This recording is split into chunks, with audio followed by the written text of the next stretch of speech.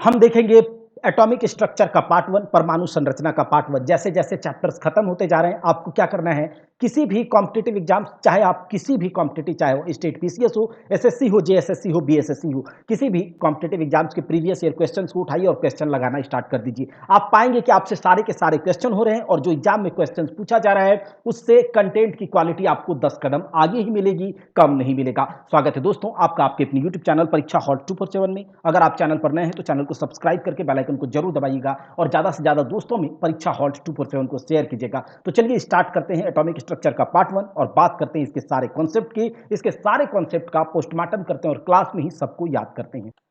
परमाणु संरचना, नाम से ही पता चल रहा है कि हम देखेंगे एटॉमिक के स्ट्रक्चर के बारे में, एटम के स्ट्रक्चर के बारे में, परमाणु के संरचना के बारे में। जब कोई चीज हम पढ़ने जाते हैं तो उसका एक बैकग्राउंड स्टडी होता है, तो उस बैकग्राउंड स्टडी को हमने स्टेट्स ऑफ मैटर में, एलिमेंट्स, कंपाउंड एंड मिक्सचर में पढ़ लिया है कि परमाणु आखिर होता क्या है। परमाणु से मिलकर के इस दुनिया में जितने भी मैटर आपको दिखते हैं, जितने मैटर, मटेरियल, ऑब्जेक्ट, सब्सटेंस, पदार्थ जो भी आपको दिखते हैं, जो जो कोई स्थान छेदता हो, जो आपको दिखाई देता हो, जिसका कुछ द्रव्यमान हो, पदार्थ कहलाते हैं। इसके बारे में तो हमने बात कर लिया है। तो सारे के सारे पदार्थ, सारे के सारे मैटर एक एटम से मिलकर के बने होते हैं, इस बारे में हम लोग जानते हैं। तो अलग अलग साइंटिस्ट ने, अलग अलग रसायन शास्त्रों ने, रसायन शास्त्रियों ने क्या एटॉमिक मॉडल्स अलग अलग समय में दिए, एटम्स के बारे में उनका क्या क्या एजम्पशन था, क्या पोस्टुलेट्स था, क्या प्रिंसिपल था, क्या तथ्य, क्या फैक्ट उनके द्वारा दिए गए, उनके द्वारा जो एक्सपेरिमेंट किया गया, उन एक्सपेरिमेंट्स के आधार पर जो परमाणु के बारे में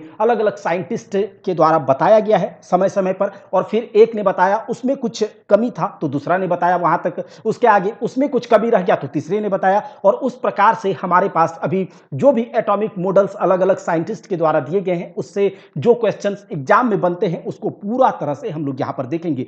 सबसे पहले हम बात करेंगे, याद रखिएगा ये डेट भी जो ईयर है वो भी पूछ लिया जाता है। सबसे पहले हम बात करेंगे भारतवर्ष के ऋषि कनाद के बारे में। ऋषि कनाद ने परमाणु के बारे में क्या कहा, उन्होंने परमाणु को लेकर के क्या बात कही है, क्या चीज हमें बताया है, उसके बारे में हमें पढ़ना है। जो कि समय अगर आप देखें तो एनसीईआरटी में आपको 500 से 600 ईसा पूर्व बताया गया है ऋषि कनाद जो कि परमाणु के बारे में। चूंकि हमारे एनसीईआरटी में ही हम इंडिया के हैं तो इंडियन ये जो ऋषि मुनि थे उसके बारे में यहां पर बताया गया है कि आज से कम अगर बात करें तो 3000 साल पहले ऋषि कनाद ने परमाणु के बारे में जो कह दिया वही अलग अलग साइंटिस्ट ने बताया है। लेकिन ऋषि कनाद का कोई डॉक्यूमेंटेशन नहीं हुआ था, उन्होंने कोई ऐसा हमारे पास अभी नहीं है एविडेंस की जो कुछ लिखा हुआ, क्योंकि सब कुछ तो खत्म हो गया, सब जला उला दिया गया। तो उसके बाद जो अभी जो सबसे पहला साइंटिस्ट उनके बाद आए थे जॉन डाल्टन, ठीक है, जॉन डाल्टन ने 1808 में परमाणु को लेकर के, एटम को लेकर के अपने कुछ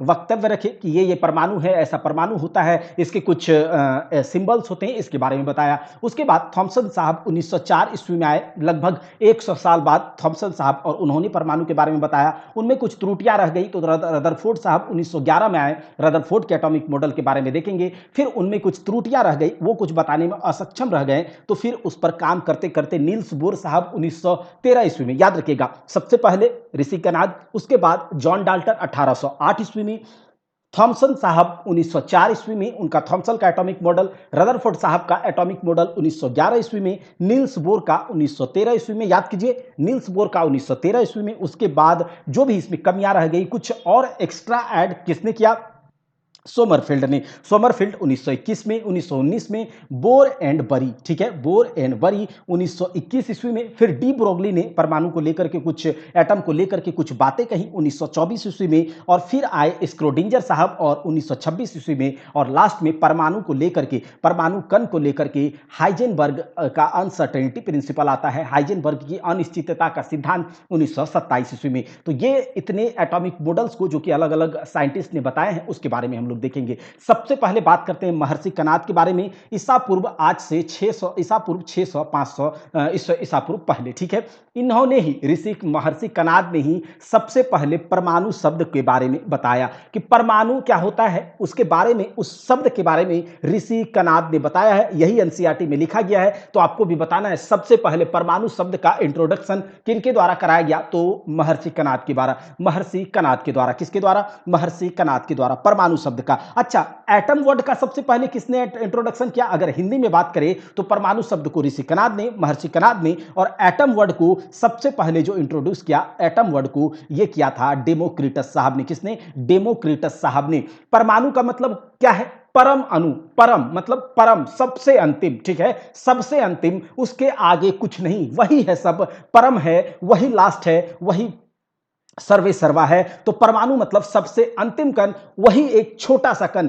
वही एक सूक्ष्म कण से मिलकर के सारे के सारे पदार्थ बने हैं, जिसको ना क्या किया जाता है, सबसे सूक्ष्मतम इकाई, सबसे फंडामेंटल यूनिट ऑफ मैटर कह सकते हैं। क्या कहलाता है? परमाणु कहलाता है। ये किसने कह के आज से लगभग 3000 साल पहले महर्षि कनाद कह करके चले गए थे, ठीक है, महर्षि कनाद कह करके आज से 3000 साल पहले चले गए थे। सभी पदार्थ एक सूक्ष्मतम इकाई से मिलकर के बना है। ये बात तो हम लोग आगे भी पढ़ते हैं भैया, अलग अलग साइंटिस्ट जो विदेशी साइंटिस्ट ने बताया। तो भाई हमारे ऋषि मुनि आज से इतने बहुत दिन पहले ये सब बात कह करके चले गए, ठीक है, तो ये बात है। तो कहता है सभी पदार्थ एक सूक्ष्मतम इकाई से, एक छोटी इकाई से मिलकर के बना है, जिसे परमाणु कहा जाता है। All matter is made up of smallest unit called atoms. अच्छा, एटम क्या होता है? एटम एक ऐसा पार्टिकल है, एटम जिसे ना विनाश की, उसका ना तोड़ा जा सकता है, ना उसे काटा जा सकता है, ना उसका किसी भी प्रकार से उसे विनाश नहीं किया जा सकता, बर्बाद नहीं किया जा सकता, उसे अलग अलग पार्ट में नहीं तोड़ा जा सकता। वही है परम, उसी से मिलकर, वहीं से शुरुआत होता है और उसी से मिलकर के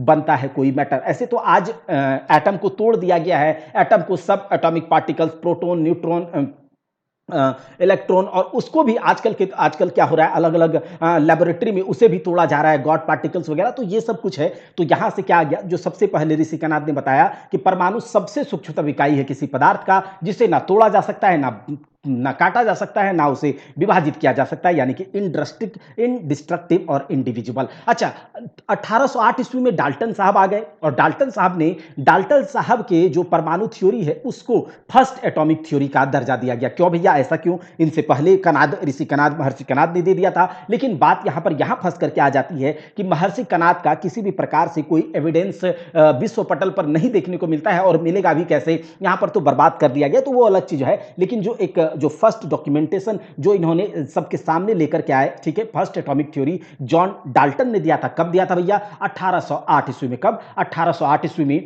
और इन्होंने भी वही बात कह दिया जो ऋषि कनाद ने कहा था, और ऋषि कनाद ने कहा था, महर्षि कनाद ने, कि परमाणु एक ऐसा पार्टिकल है जिसे ना तोड़ा जा सकता है, ना उसे विभाजित किया जा सकता है, ना उसे बर्बाद किया जा सकता है, मतलब अविभाजित और विनाशी, ठीक है, इन्होंने भी बता दिया भैया वही बात। एक समान प्रकार के तत्व, देखिए हमने इससे पहले भी बात किया था कि एटम जब समूह बना करके क्या बनाता है, एक समान प्रकार के एटम समूह बना करके बिना किसी रिएक्शन के क्या बनाता है भैया? एलिमेंट बनाता है। तो वही यहां पर भी इन्होंने भी कह दिया, ठीक है, डाल्टन साहब ने कहा था कि एक समान प्रकार के तत्व यानी कि एलिमेंट, एक समान प्रकार के तत्व यानी कि एलिमेंट एक समान प्रकार के एटम से मिलकर के बने होते हैं, ये जॉन डाल्टन साहब ने कह दिया था। और एटम आपस में अगर अभिक्रिया करके, अगर बिना अभिक्रिया के एक समान प्रकार के तत्व, एक समान प्रकार के एटम बिना अभिक्रिया किए अगर कोई तत्व जो बनाता है, अगला प्रोडक्ट बनाता है, वो क्या कहलाता था? एलिमेंट कहलाता, जो प्योरेस्ट फॉर्म ऑफ मैटर होता था। इसके बारे में तो हमने एलिमेंट कंपाउंड मिक्सचर में बात भी किया है। अच्छा, उसके बाद क्या है, एटम जो आपस में अगर रिएक्ट करे, अगर एटम जो है आपस में रिएक्ट करके क्या बनाता है, तो हमने इसके पहले हमने पढ़ा था कि मॉलिक्यूल्स बनाता है। क्या बनाता है? मॉलिक्यूल्स बनाता है, या फिर वो जब सम परमाणविक होता था, विषम परमाणविक होता था, मॉलिक्यूल ही कंपाउंड कहलाता है। तो उसके बारे में हमने बात किया था। तो डाल्टन साहब ने क्या कहा भैया? डाल्टन साहब ने कहा कि एटम आपस में अगर रिएक्ट करता है तो संयुक्त परमाणु बनाता है। क्या? संयुक्त परमाणु बनाता है, जिसे हम लोग अभी मॉलिक्यूल्स पढ़ते हैं, जिसे हम लोग अभी कंपाउंड पढ़ते हैं। तो डाल्टन साहब ने इन्हें क्या कहा था? संयुक्त परमाणु का नाम दिया था, ठीक है, ज्वाइंट एटम का नाम दिया था। अच्छा, अगला एक साइंटिस्ट आते हैं कब? 1904 ईस्वी में। 1808 के बाद डायरेक्ट 1904 ईस्वी में थॉमसन साहब आकर के एटॉमिक मॉडल के बारे में बताते हैं, परमाणु का एक मॉडल देते हैं, और वो क्या कहते हैं उसके बारे में थोड़ा सा हम लोग देखते हैं कि परमाणु के बारे में वो क्या कहते हैं। तो इन्होंने एटम के बारे में एक मॉडल दिया कि एटम किस प्रकार से दिखता है, एटम का स्ट्रक्चर, शेप किस प्रकार से होता है, वो ऑर्गेनाइज्ड कैसे रहता है। तो उन्होंने मॉडल दिया था एक वाटरमेलन मॉडल। क्या दिया था? वाटरमेलन मॉडल, मतलब तरबूज मॉडल। किन्होंने दिया था? थॉमसन साहब ने दिया था। और तरबूज मॉडल या फिर प्लम पुडिंग मॉडल भी इसे कहा जाता है। भैया ये प्लम पुडिंग क्या होता है? तो याद रखिएगा कि ब्रिटेन या फिर किसी अन्य जो यूरोपियन कंट्रीज़ हैं, तो क्रिसमस के टाइम पर वो लोग एक मिठाई बनाते हैं, ठीक है? क्रिसमस के टाइम पर वो लोग एक मिठाई बनाते हैं, एकदम मीठा हलवा टाइप से मिठाई बनाते हैं और उसको इस तरह से परोसा जाता है, एक गोल तरह से होता है और चारों ओर से क्या ये जो प्लम पुडिंग होता है, ये इस तरह गोल होता है और इसके चारों मतलब पूरे भरा हुआ होता है रेड रेड टाइप से, रेडिश टाइप से और बीच-बीच में आपको इस तरह से दिखाई देगा, काला-काला, काला-काला कुछ-कुछ पार्टिकल्स यहाँ पर दिखाई देता है, ठीक है? तो इस तरह का एक प्लम पुडिंग और प्लम पुडिंग या फिर उसको आप सिमिलरिटी के साथ सिमिलर कह सकते हैं वाटरमेलन, तरबूज मॉडल की तरह, किसी तरह तरबूज मॉडल की तरह उसे आप देख सकते हैं। तो इसमें क्या होता था कि थॉमसन साहब ने कहा कि परमाणु एक एटम के अंदर जो पूरा जिस प्रकार से प्लम पुडिंग में या फिर तरबूज में आप जब तरबूज को काटेंगे तो तरबूज का पूरा भाग कैसा होता है, रेड रेड होता है, ठीक है, रेड रेड और उसके बीच में उसका जो बीज होता है, तरबूज का बीज जो ब्लैक ब्लैक होता है, उसी प्रकार से एक एटम भी क्या होता है, उसी प्रकार से एक एटम होता है। एटम में क्या होता है, पूरे फैले हुए होते हैं, जो जिस प्रकार से यहाँ पर रेड रेड पार्ट होता है तो एटम में उस प्रकार से वहाँ पर पॉजिटिव चार्ज फैले हुए होते हैं। क्या पॉजिटिव चार्ज, धनात्मक आवेश क्या होता है, धन आवेश फैला हुआ होता है और बीच बीच में जो आप देख रहे हैं, जिस प्रकार से तरबूज में आप बीच बीच में बीज देखते हैं, जिस प्रकार से प्लम पुडिंग में आप बीच बीच में ये काला काला पार्ट देखते हैं, उसी प्रकार से परमाणु भी दिखाई देता है, सेम उसी प्रकार से परमाणु दिखाई देता है। यानी कि परमाणु में जिस प्रकार से आप तरबूज में ये जो रेड पार्ट देखते हैं वो आपका परमाणु के अंदर वो जो ज़्यादा रेड पार्ट वाला क्या हो गया, पॉजिटिव चार्ज वाला पार्ट, और जो बीच में काला काला वाला पार्ट देखते हैं वो आपका क्या है, निगेटिव वाला पार्ट, निगेटिव चार्ज वाला पार्ट, यानी कि इलेक्ट्रॉन। तो पूरा परमाणु क्या होता है, प्रोटॉन से, पूरा परमाणु प्रोटॉन से भरा हुआ होता है। पूरा परमाणु जिस प्रकार से तरबूज लाल लाल क्या होता है, जेली से भरा हुआ होता है, उसी प्रकार से परमाणु भी पूरा प्रोटॉन से भरा हुआ होता है, पॉजिटिवली चार्ज से भरा हुआ होता है और बीच बीच में उसके क्या होता है, इलेक्ट्रॉन्स भरे हुए होते हैं। तो वाटरमेलन मॉडल या फिर प्लम पुडिंग मॉडल किसने दिया था, थॉमसन साहब ने दिया था और उन्होंने कहा था कि परमाणु एक धन आवेशित गोला है। क्या है, क्योंकि वो पूरा क्या होता है, प्रोटॉन ही फैले होते हैं चारों तरफ और बीच बीच में कहीं पर इलेक्ट्रॉन्स होता है, ठीक है, मतलब परमाणु एक धन आवेशित गोला है, ठीक है, पॉजिटिवली चार्ज्ड स्फेयर है, स्फेरिकल गोला है जिसमें कि इलेक्ट्रॉन्स विद्यमान होते हैं। जैसे तरबूजा होता है, जिस प्रकार से प्लम पुडिंग होता है, सेम उसी प्रकार से परमाणु भी आपको दिखाई देता है। और ये जो धन आवेशित प्रोटॉन होते हैं परमाणु के अंदर, अगर धन आवेशित प्रोटॉन और ऋण आवेशित इलेक्ट्रॉन अगर बराबर हो जाए परमाणु के अंदर तो परमाणु न्यूट्रल होता है, ऐसा कुछ यहां पर देख सकते हैं। और चार्ज डिस्ट्रीब्यूशन के बारे में याद रखिएगा कि जैसे कि यहां पर परमाणु, इसके पहले परमाणु के बारे में ऋषि कनाद ने बताया, डाल्टन ने बताया, ठीक है, उसके बाद जब सबसे पहले थॉमसन साहब ने यह बताया था चार्ज डिस्ट्रीब्यूशन के बारे में, ये पॉजिटिव चार्ज और निगेटिव चार्ज मतलब परमाणु के अंदर होता है, इस डिस्ट्रीब्यूशन के बारे में सबसे पहले किसने बताया था, यही थॉमसन साहब ने बताया था। आगे कौन आया, रदरफोर्ड साहब आए। तो रदरफोर्ड साहब ने देखा कि 4 ईस्वी में थॉमसन साहब ने बताया कि परमाणु के अंदर जो है पॉजिटिव चार्ज जो है पूरा फैला हुआ है। क्या है, परमाणु के अंदर पॉजिटिव चार्ज पूरा फैला हुआ है, जिस प्रकार से तरबूज में लाल लाल भाग पूरा फैला होता है और बीच बीच में काला पार्ट थोड़ा थोड़ा इलेक्ट्रॉन्स फैले होते हैं, सेम उसी प्रकार से परमाणु भी आपको दिखाई देता है। तो ये बात रदरफोर्ड को कुछ रास नहीं आया, ठीक है, रदरफोर्ड साहब को 1911 में ये बात कुछ रास नहीं आया और उन्होंने क्या किया, एक गोल्ड का यानी कि सोने का एक पतला चादर टाइप से बना दिया, पतला चदरा टाइप से बना दिया, जिसको कि स्वर्ण पत्री कहते हैं, गोल्ड फिल्म कहते हैं। क्या, गोल्ड फिल्म कहते हैं। और उन्होंने इसी गोल्ड फिल्म पर, स्वर्ण पत्री पर एक एक्सपेरिमेंट कर दिया। क्या किया, एक्सपेरिमेंट कर दिया, मतलब वो तो जानते हैं, ये तो सबको ही जानता है कि चाहे कोई भी मैटर हो एटम से मिलकर बना है, तो हम क्या करते हैं, एक गोल्ड का फिल्म लेते हैं और उसके ऊपर हम देखेंगे कि इसमें प्रोटॉन कहां है, इलेक्ट्रॉन कहां है, मतलब पॉजिटिव चार्ज कहां है, निगेटिव चार्ज कहां है, मतलब पॉजिटिव चार्ज और निगेटिव चार्ज के एग्जैक्ट लोकेशन का पता करने के लिए रदरफोर्ड साहब ने इस एक्सपेरिमेंट को किया था। और उसके लिए उन्होंने क्या किया, एक अल्फा पार्टिकल प्रकीर्णन प्रयोग किया था, अल्फा कण प्रकीर्णन प्रयोग, यानी कि अल्फा पार्टिकल स्कैटरिंग एक्सपेरिमेंट इन्होंने किया था। किस पर, गोल्ड फिल्म पर, स्वर्ण पत्री पर किया था। उन्होंने क्या किया, एक गोल्ड फिल्म को, एक सोने की चादरा, सोना का जो चदरा होता है, सोना का फिल्म है, गोल्ड फिल्म एकदम पतली फिल्म को एक जगह पर रख दिया और उसके बाद उस गोल्ड फिल्म पर, स्वर्ण पत्री पर अल्फा पार्टिकल्स का क्या किया, बम्बार्डिंग करा दिया। अल्फा पार्टिकल्स इस पर एकदम फेंकते गया, अल्फा पार्टिकल्स इस पे बरसाती गया। अब क्या होता है, अल्फा पार्टिकल्स आप जानते हैं, अल्फा पार्टिकल्स या फिर अल्फा किरण जो होता है पॉजिटिवली चार्ज होता है। क्या होता है, पॉजिटिवली चार्ज होता है अल्फा पार्टिकल, पॉजिटिवली चार्ज। याद रखिएगा, अल्फा पार्टिकल जो आप ये हीलियम देखते हैं, ठीक है, तो हीलियम 2+, ठीक है, हीलियम 2+ जो होता है ये अल्फा पार्टिकल होता है, ये अल्फा रेज होता है। अब यहां से हीलियम 2+ जो यहां पर धनात्मक आवेश हीलियम वाला जो होता है ये आपका अल्फा पार्टिकल होता है। यहां से इसका बॉम्बार्डिंग किस पर कराना शुरू कर दिए हम, अब ये जो है गोल्ड फिल्म पर कराना शुरू कर दिया। तो जैसे ही ये बॉम्बार्डिंग अल्फा पार्टिकल का करा रहे हैं और ये है पॉजिटिव चार्ज, ये क्या है, पॉजिटिवली चार्ज वाला अल्फा पार्टिकल, अल्फा रेज है, ये यहां से जाने लगा। तो ये क्या देखते हैं, अल्फा रेज का मैक्सिमम पार्ट क्या हो जा रहा है, यहां से पार कर जा रहा है भैया। अल्फा पार्टिकल का मैक्सिमम रेज यहां से पार कर जा रहा है, मतलब इसको खींच ले रहा है। लेकिन जो यहां बीचों बीच जो अल्फा रेज जा रहा है, बीचों बीच जो अल्फा रेज जा रहा है, जिस रास्ते से जा रहा है सेम उसी रास्ते से वो लौट के आ जा रहा है। जिस रास्ते से जा रहा है सेम उसी रास्ते से वो दौड़े दौड़े भागे भागे चला आ रहा है। तो इन्होंने सोचा कि लगता है कि इस ये जो मतलब एटम है, एटम के चारों ओर क्या है, जैसे कि यहां पर पॉजिटिव चार्ज अगर जाएगा, और आप तो जानते होंगे पॉजिटिव और निगेटिव का क्या होता है, अट्रैक्शन होता है। जैसे कि आप जानते हैं मेल फीमेल, गर्ल बॉय के प्रति अट्रैक्ट होता है, बॉय गर्ल के प्रति अट्रैक्ट होता है। सेम के प्रति अट्रैक्ट होने वाला वो एक्सेप्शन है, लेकिन अट्रैक्ट कैसे होता है, जो अपोजिट जो चार्ज होता है अट्रैक्ट इच अदर, ठीक है, और जो सेम चार्ज होता है like charges repel each other. तो यहां पर क्या हो गया, यहां पर इन्होंने सोचा कि देखिए पॉजिटिव चार्ज का हम यहां पर बरसात करवा रहे हैं, तो पॉजिटिव चार्ज का जब बरसात करवा रहे हैं तो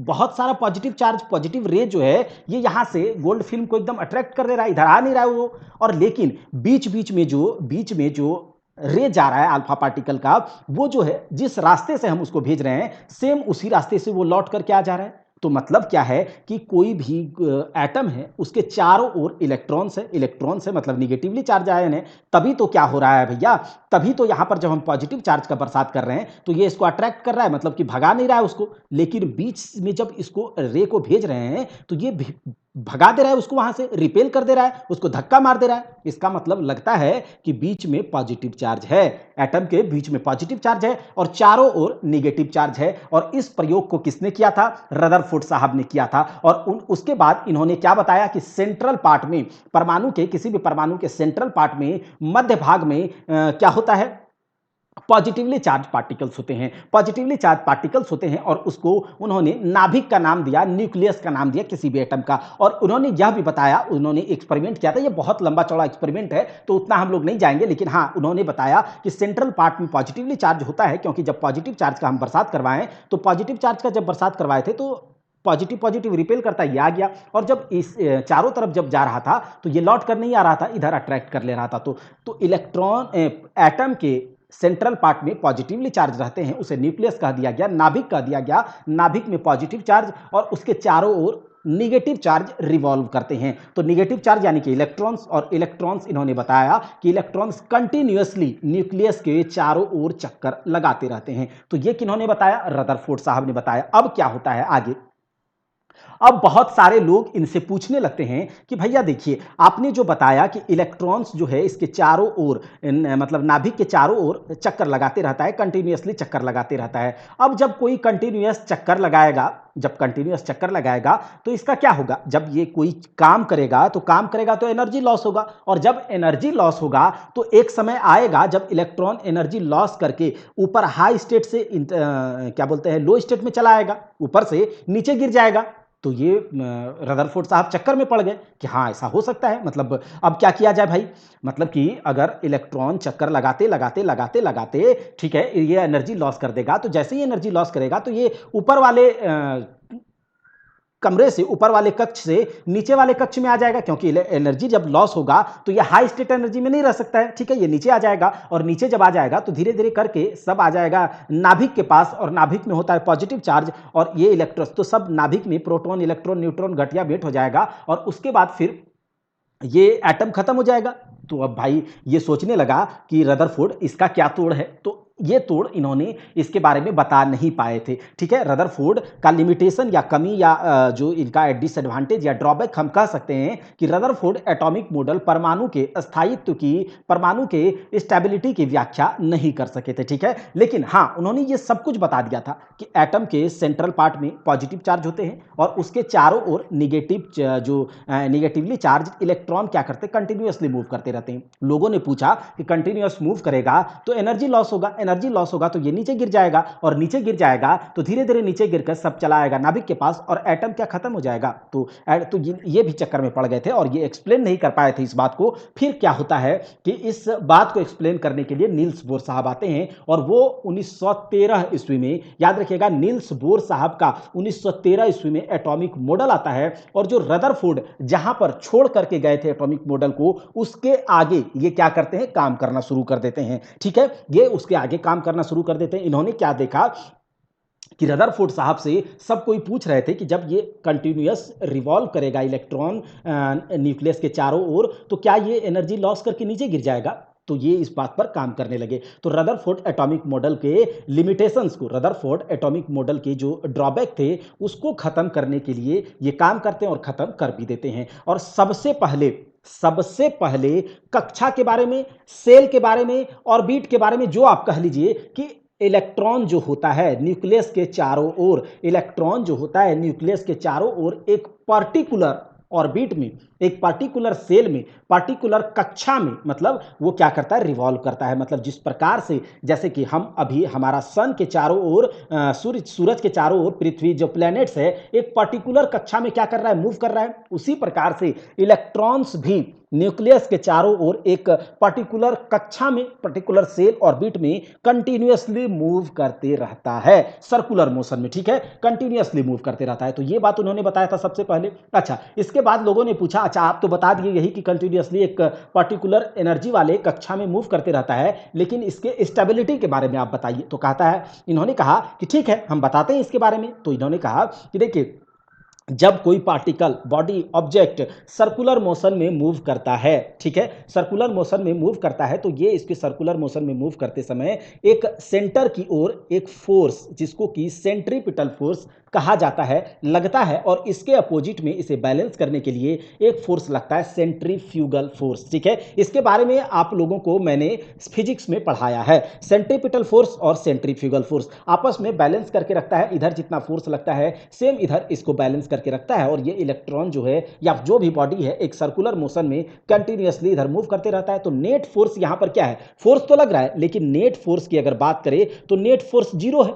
ठीक है, नेट फोर्स जीरो है। और दूसरा बात कि जब इलेक्ट्रॉन एक ही कक्ष में, एक ही सेल में कंटिन्यूअस मूव करेगा, तो ये बताइए कि जिस जगह से इनिशियल पॉइंट और फाइनल पॉइंट इसका क्या है, सेम है, तो यहां पर डिस्प्लेसमेंट इसका कितना होगा भैया, डिस्प्लेसमेंट बताइए इसका कितना होगा। तो डिस्प्लेसमेंट भी जीरो होगा, क्योंकि डिस्प्लेसमेंट तो यही कहता है ना, इनिशियल पॉइंट और फाइनल पॉइंट के बीच की शॉर्टेस्ट दूरी को डिस्प्लेसमेंट कहते हैं। तो डिस्प्लेसमेंट भी जीरो, फोर्स भी जीरो, तो यहां वर्क क्या हो रहा है, वर्क भी जीरो हो रहा है। और वर्क जीरो होगा तो एनर्जी भी लॉस नहीं होगा, एनर्जी भी जीरो लॉस करेगा, तो एनर्जी भी ये लॉस नहीं करता है। ये बात नील्स बोर साहब ने सबको बता दिया कि अगर अपने किसी पर्टिकुलर कक्षा में इलेक्ट्रॉन एक नहीं, दो नहीं, तीन नहीं, चार नहीं, हजारों हजार साल, लाखों साल, इंफिनिटी ईयर्स भी अगर घूमते रहेगा तो ये अपना एनर्जी को लॉस नहीं करेगा। ठीक है, अगर अपने कक्षा में कि जितना टाइम चाहे ये घूमते रहे, ये एनर्जी को लॉस नहीं करेगा। और इसके बाद जो है लोगों ने इसे मान लिया कि हां,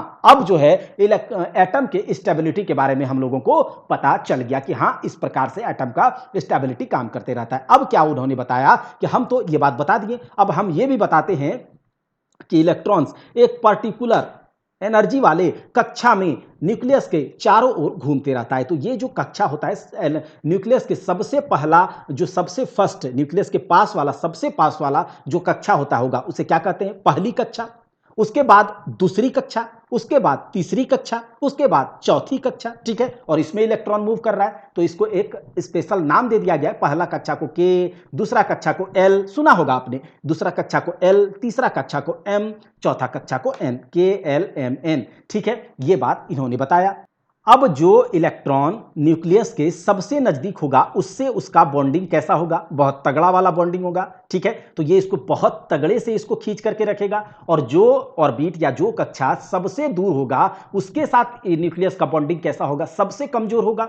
तो सबसे दूर वाला जिसके साथ बॉन्डिंग सबसे कमजोर है, तो जैसे कि आपके साथ आपके दोस्त, किसी दोस्त का बॉन्डिंग बहुत मजबूत है, तो इसका मतलब क्या है कि कोई अगर आकर के दूसरा थर्ड पार्टी आकर के आपके लिए उसको कुछ भड़काता है, उसको गर्म करता है, उसको अलग से एनर्जी देता है, तो अगर बॉन्डिंग बहुत अच्छा है तो वहां से वो टूट करके नहीं भागेगा। लेकिन अगर बॉन्डिंग बहुत कमजोर है तो क्या करेगा, जैसे ही इसको थोड़ा सा एनर्जी मिलेगा तो ये यहां से निकल करके दूर भागना चाहेगा। तो मतलब क्या है कि सबसे कम एनर्जी अगर बात करें, मतलब जो जैसे पहला कक्षा का एनर्जी, दूसरे कक्षा का एनर्जी, तीसरा कक्षा का एनर्जी, चौथा कक्षा का एनर्जी, बताइए सबसे ज्यादा एनर्जी किसके पास होगा, सबसे ज्यादा एनर्जी किसके पास होगा। तो ये आपको सबसे ज्यादा एनर्जी सबसे दूर वाला, जो सबसे दूर जो क्या बोलते हैं कक्षा है, उसके पास होगा सबसे ज्यादा एनर्जी, क्योंकि इसके पास क्या है, ये हमेशा यहां से दूर भागने के लिए, देखिए जैसे कि अगर कोई लड़का है अपने माँ बाप के पास अगर घर में रहता है तो वो कैसा है, एकदम लो स्टेट में रहता है, उसके पास मानो कोई एनर्जी है नहीं। लेकिन जैसे जैसे वो घर से निकले, घर से निकलेगा तब देखिए उसका एनर्जी का लेवल, घर से बाहर मोहल्ला से बाहर निकल जाए तब उसका देखिए एनर्जी का लेवल, मार्केट में चला जाए तब देखिए एनर्जी का लेवल, और घर से जब शहर से निकल करके अपने कॉलेज चला जाए, घर से दूर जितना जाएगा तो उसका एनर्जी का लेवल बढ़ते जाएगा। सेम वही होता है अपने घर, इलेक्ट्रॉन का अगर घर देखा जाए, उसका माँ बाप जो कह लीजिए वो क्या है, न्यूक्लियस है, नाभिक है, और नाभिक से जितना दूर जाते जाएगा तो इलेक्ट्रॉन्स जो कक्षा है उसका एनर्जी बढ़ते जाएगा। तो इस प्रकार से आप याद रख लीजिएगा, सबसे दूर जाएंगे तो एनर्जी ज्यादा, सबसे नजदीक वाला कक्षा का एनर्जी कम। तो अपने अपने अब देखिए ऊपर वाला, सबसे ऊपर वाला एनर्जी क्या है, सबसे ज्यादा है, सबसे नीचे वाला कक्षा का एनर्जी सबसे कम है। तो ऊपर से जब नीचे कोई इलेक्ट्रॉन आता है, ऊपर वाले कक्ष से नीचे अगर कोई इलेक्ट्रॉन आता है तो इसको क्या करना होगा, एनर्जी लॉस करना होगा। एनर्जी जब लॉस कर देगा तब जाकर के ऊपर से नीचे आएगा, और जब नीचे से कोई ऊपर जाएगा तो इसको क्या करना होगा, एनर्जी गेन करना होगा। देखिए सबसे ऊपर मान लिया सबसे धनी व्यक्ति है, सबसे नीचे सबसे गरीब व्यक्ति है। ठीक है, इस प्रकार से भी आप समझ सकते हैं।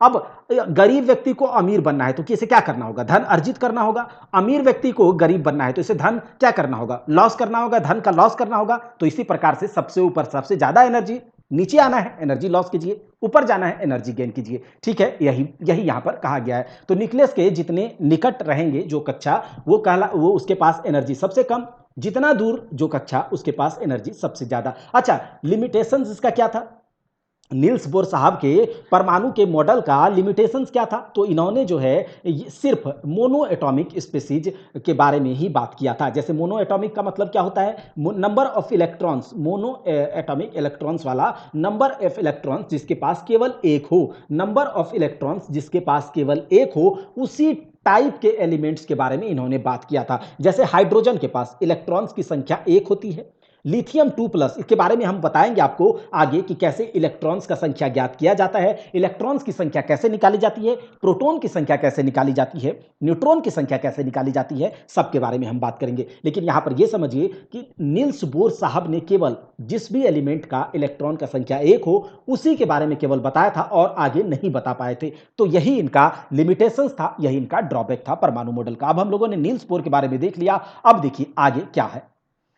अच्छा, नील्स बोर साहब ने एक फॉर्मूला दिया था, याद रखिएगा, कि परमाणु की nth कक्षा में, मतलब अगर फर्स्ट कक्षा है, फर्स्ट ऑर्बिट है, तो n बराबर क्या हो जाएगा, 1 हो जाएगा। अगर सेकेंड कक्षा है, दूसरा कक्षा है, तो n बराबर क्या हो जाएगा, 2 हो जाएगा। तो मतलब nth कक्षा में, nth ऑर्बिट में चक्कर लगाते हुए इलेक्ट्रॉन की त्रिज्या, मतलब इलेक्ट्रॉन का जो जिस ऑर्बिट में है, ठीक है, उसका त्रिज्या, उसका वेलोसिटी और ऊर्जा का स्रोत इन्होंने दिया था। तो ये कभी कभी अगर एग्जाम का लेवल बहुत टफ हो जाए, एग्जाम अगर थोड़ा हार्ड कर दे, तो हर एक तरह से हमको क्या रहना है, तैयार रहना है। तो याद रखिएगा कि इलेक्ट्रॉन का रेडियस का फॉर्मूला क्या है, 0.0529 n²/z, ठीक है, नैनोमीटर, ठीक है, नैनोमीटर।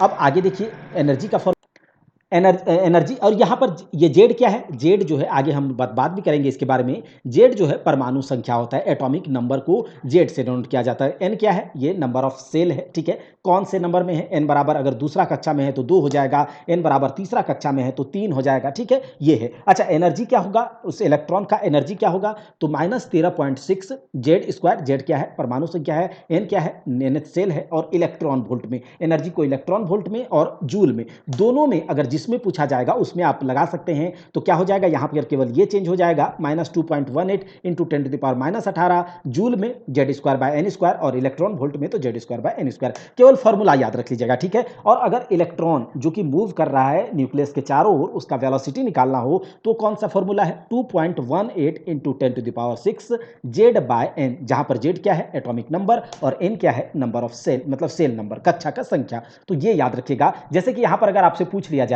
लिथियम 2+ परमाणु की, लिथियम 2+ परमाणु की दूसरी कक्षा में, दूसरी कक्षा मतलब n बराबर क्या हो जाएगा 2 हो जाएगा, दूसरी कक्षा में चक्कर लगा रहे इलेक्ट्रॉन का वेग निकालिए। अच्छा यहां पर वेलोसिटी पूछ लिया है, लिथियम है, ठीक है, तो लिथियम का परमाणु संख्या कितना होता है भैया, लिथियम का परमाणु संख्या 3 होता है, z बराबर 3 हो जाएगा, n बराबर 2 हो जाएगा, और वेलोसिटी का फॉर्मूला देखिए क्या है, 2.18 इंटू 10⁻6, और जेड बराबर कितना हो जाएगा लिथियम के लिए जेड बराबर 3 हो जाएगा, और एन कितना है, एन है 2। तो इसको अगर इस प्रकार से निकालेंगे तो यहाँ इलेक्ट्रॉन का वेलोसिटी निकल जाएगा। तो अगर बहुत टफ कर देगा तो इस प्रकार का न्यूमेरिकल्स पूछा जा सकता है, ठीक। अब आगे देखिए सोमरफील्ड का परमाणु मॉडल हम देखेंगे। देखिए हम लोगों ने क्या देखा, ऋषि महर्षि कनाद के बारे में, हम लोगों ने देखा डाल्टन एटॉमिक मॉडल, हम लोगों ने देखा नील्स बोर के एटॉमिक मॉडल को, हमने देखा थॉमसन एटॉमिक मॉडल को, और नील्स बोर के बाद हम रदरफोर्ड के बाद नील्स बोर देखा, और नील्स बोर के बाद हम देखेंगे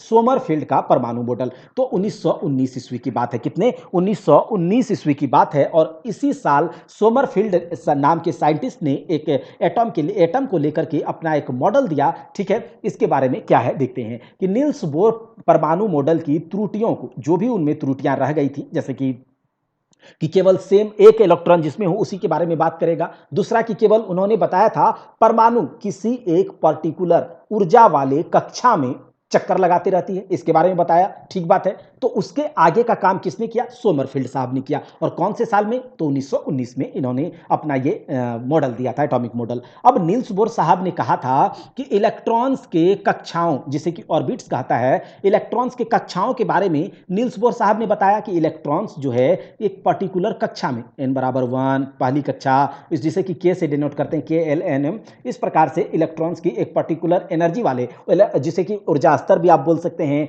कक्षा बोल लीजिए, ऑर्बिट बोल लीजिए, ठीक है, इन सब में इलेक्ट्रॉन क्या करता है, मूव करते रहता है। लेकिन सोमरफील्ड ने इसके आगे क्या बताया कि देखिए इलेक्ट्रॉन जो है न्यूक्लियस के चारों ओर, कक्षा में तो ठीक बात है, कक्षा में करता है, मतलब किसी ऑर्बिट में कर रहा है, ये घूम रहा है, लेकिन इलेक्ट्रॉन जिस कक्षा में घूमता है वहां उस कक्षा के अंदर, ऑर्बिट के अंदर भी क्या होता है, उसको बांटा जाता है किसमें, ऑर्बिटल्स में, सबसेल में, उप कक्षा बोलिए, उपकोष बोलिए, उप ऊर्जा स्तर बोलिए, सब एनर्जी लेवल। यानी कि कक्षा के अंदर क्या होता है, ऑर्बिटल्स होता है, ऑर्बिटल्स या फिर ये बोल लीजिए उप कक्षा बोल लीजिए, उपकोष बोल लीजिए, उप ऊर्जा सब सेल बोल लीजिए, ठीक है। जैसे कि सेल क्या होता है, NH सेल, के हो गया। अब के सेल में, के सेल के अंदर, के सेल में क्या होता है, फर्स्ट पहली कक्षा, अब पहली कक्षा के अंदर, ठीक है, पहली कक्षा के अंदर सोमरफील्ड ने उप कक्षा के बारे में बताया, किसके बारे में, उप कक्षा के बारे में बताया, और बाइटल्स के बारे में बताया, सब सेल के बारे में बताया, उप ऊर्जा स्तर या फिर सब एनर्जी लेवल, आप उसे जो बोल लीजिए, मतलब कक्षा के अंदर इलेक्ट्रॉन्स जो है और आगे बढ़ता है, जिसमें अलग अलग जगह पे रहता है, तो उसका नाम उन्होंने दिया ऑर्बिटल्स। किसका नाम दिया, ऑर्बिटल्स दिया, सब सेल दिया, मतलब ऑर्बिटल्स जो है ऑर्बिट्स के अंदर ऑर्बिटल, ऑर्बिट्स के अंदर ऑर्बिटल, कक्षा के अंदर ऑर्बिटल। अब देखिए फर्स्ट ऑर्बिट, यानी कि ये है आपका न्यूक्लियस, और न्यूक्लियस के जस्ट पास में फर्स्ट ऑर्बिट, फर्स्ट कक्षा, ठीक है, पहला कक्षा, ठीक है। अब पहला कक्षा को के सेल बोलते हैं, जो बोल लीजिए आप, और पहला कक्षा नाम याद रखिएगा, पहला कक्षा में एक ही ऑर्बिटल होता है, फर्स्ट ऑर्बिट में एक ऑर्बिटल होता है, क्या, एक ऑर्बिटल होता है, एक सबसेल होता है, एक उपकक्षा होता है, ठीक है, पहला ऑर्बिटल में। और फर्स्ट ऑर्बिट में जो एक ऑर्बिटल होता है उस ऑर्बिटल का नाम है एस ऑर्बिटल। क्या? S orbital. याद रखिएगा, मतलब के सेल में सबसेल जो रहता है एस सबसेल होता है, या फिर के ऑर्बिट में जो ऑर्बिटल रहता है एस ऑर्बिटल के बारे में बात हो रहा है। पहला कक्षा में जो ऑर्बिटल रह रहा है वो एक ऑर्बिटल है एस ऑर्बिटल। सेकेंड ऑर्बिट जब जाएंगे सेकेंड ऑर्बिट के पास तो बोलेगा कि हम है भाई एल सेल और हमारे अंदर है दो ऑर्बिटल। ठीक है, हमारे अंदर दूसरे कक्षा के अंदर दो ऑर्बिटल काम करता है और दो ऑर्बिटल कौन सा? S orbital P orbital, S orbital P orbital. ठीक है, अब आगे गए, पूछे तीसरे कक्षा से, और तीसरा कक्षा के पास जब सोमरफील्ड गए तो सोमरफील्ड ने देखा कि तीसरा कक्षा यानी कि एम सेल और उसके अंदर तीसरा कक्षा में तीन ऑर्बिटल रहता है। देखिए याद करना बहुत आसान है, तीसरा कक्षा में तीन ऑर्बिटल रहता है और तीन ऑर्बिटल कौन कौन से? S orbital, P orbital, D orbital, S orbital, P orbital, D orbital, S subshell, P subshell, D subshell, S कक्षक, पी कक्षक, डी कक्षक। और गया भाई चौथा कक्षा के पास, चौथा कक्षा के पास गया सोमरफील्ड और वहां जब उसको तोड़ करके देखने लगा तो वो क्या देखते हैं? एन सेल के अंदर चौथे कक्षे के अंदर चार ऑर्बिटल है, S orbital, P orbital, D orbital, F orbital. तो इलेक्ट्रॉन्स जो है न्यूक्लियस के चारों ओर कक्षा में एक एनर्जी, पर्टिकुलर एनर्जी वाली कक्षा में रिवॉल्व करता है। अब सोमरफील्ड ने बताया कि कक्षा के अंदर भी उपकक्षा होता है।